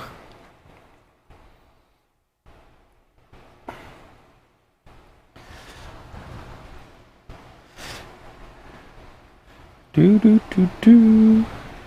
And I'll get my stick and scrape them out. A bug inside would be cool. Well, if it was a big bug, Art, where you could actually see it look like a bug instead of just a black speck, I would agree with you. If I could get a whole spider and encapsulate it in here, that would be good. What would be even better is if whatever I cut my finger with wouldn't have cut me in, because this catalyst, I should have gloves on, so I better shut up.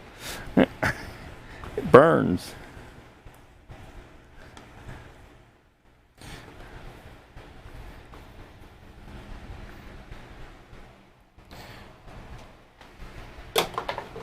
And that's the end of that.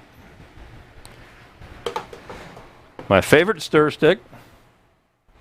And it's got all kinds of colors. This is getting to be a piece of work of art of its own. And I'll move this over here underneath so you can watch it get the stir. Again, I'm 99% sure I'm going to be short, but that's okay. I'll live with it. Well, we're getting some stuff in here off of my piece anyway, so we're going to have some little flakes in here. But again, they won't be an issue if they happen to land in the outer edges that get turned away. I guess I need to Well, I could say I need to do cleaner things here. I could strain this, but I'm not going to. I like to use these big wide bowls so I get a good mix. Plenty of room, nice soft round corners, so there's no sharp corner in the bottom of this for parts of the resin to hide out in. You know, if you know what I mean. I'll probably get a few wood chips off of my little handy dandy mold idea there as well.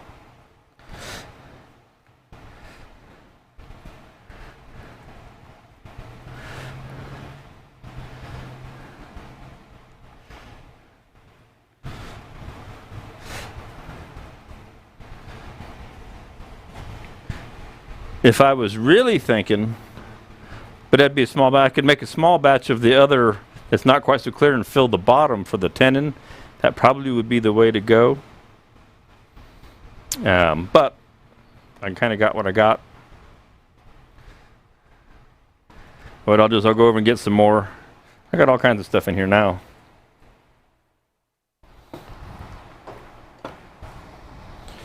And I'm going to pour this into a cup so that it's easier to pour into.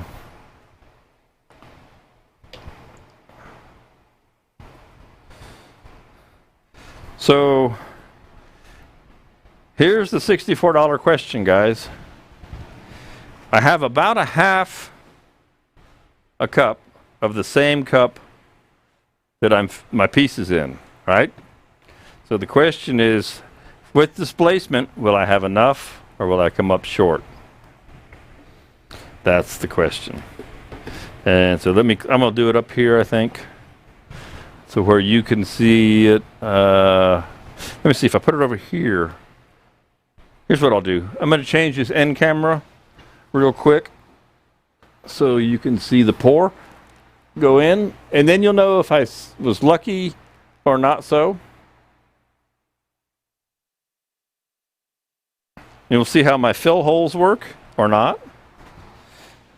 See, I don't mind hanging it all out there for you guys, because this is the same thing that would be happening in your shop, in your world, if you were trying something new. So you should be able to see that line come up. All right, let's see if my concept works.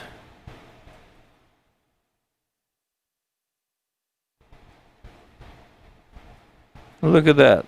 It's going in the holes. I don't think it's running down the side. It's running down the side a little bit. Let me come over here. Probably a steeper angle, Brad, on your fill hole.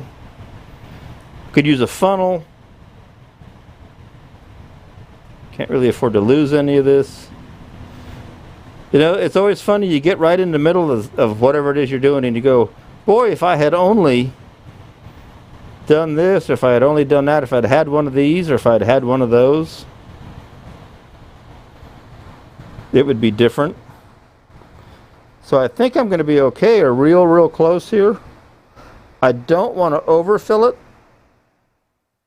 and I may not quite make it to the very top.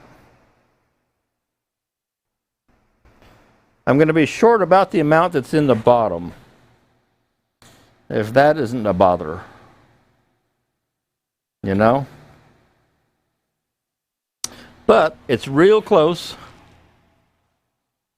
It's real close. So I was so close. So I'll pick this up, let go. And you can see, I know it's at an angle. And if I don't want to hold it from the top for dare I drop it. Set it right there. And that's probably not going to be close. Oh, I was still on the front camera anyway the whole time. You missed all that. I hit the wrong button. Now I'm on the overhead camera. I'm a goofball when I get behind after 12 o'clock. So here's the deal. I'm going to walk up to this front camera. Walk right over here. Now it'll have trouble focusing a little bit, but I'll see if I can't get you to be able to see where I'm at. Here, there's no light on it, of course. But you can see I'm a little bit short of where I wanted to be, and the extra is down in the bottom. So I'll call it a minor miscalculation so I don't beat myself up so much. It's actually a major miscalculation just because I didn't have enough material. But that's all I got out of them the other day. But the idea works, the general concept works. If I had more, I would fill that off. I'll still go put it in a pressure pot. I got plenty of time. That's what I got. I had fun. I wish I had a little bit more resin. I'm going to stop saying anything about that. Yeah, 2/3, Jim. So close, right? So close. The process works. The concept works. I think it looks cool. It's going to do really fun things. I hope you picked up tips from it. I hope you learned, about using the tools, working with the resin, trying something new. Again, I've got to get more resin and fill this one. And I can just leave this in this mold and then fill in again. I might have a witness line. I'll live with it. So I'll put it in a pressure pot and make sure there's no bubbles in it. Then I'll get some more of the clear resin, the water clear, and we'll finish these two off. I think great project. I hope you enjoyed it. I hope you guys have a good, safe week. You got questions about it, email me, text me. You know how to get a hold of me. Tell your friends to come watch this video. If you want to watch the replays on YouTube, they look better on YouTube than they do on Facebook. So go to Spydercraft, subscribe there, and become a member of Spydercraft YouTube channel. They're all up there. It's a lot of fun. I'm always trying new things. Like I say, if I get it wrong, it's okay. That's not the end of my day. It happens to all of us, and I don't mind it happening here. So that said, thank you everybody for hanging out with me today for 2 hours. Have a good, safe week, and I will see you next Monday. Who knows what I'm up to? We'll find out. Thank you, take care, and see you soon. And I'm going to switch to here.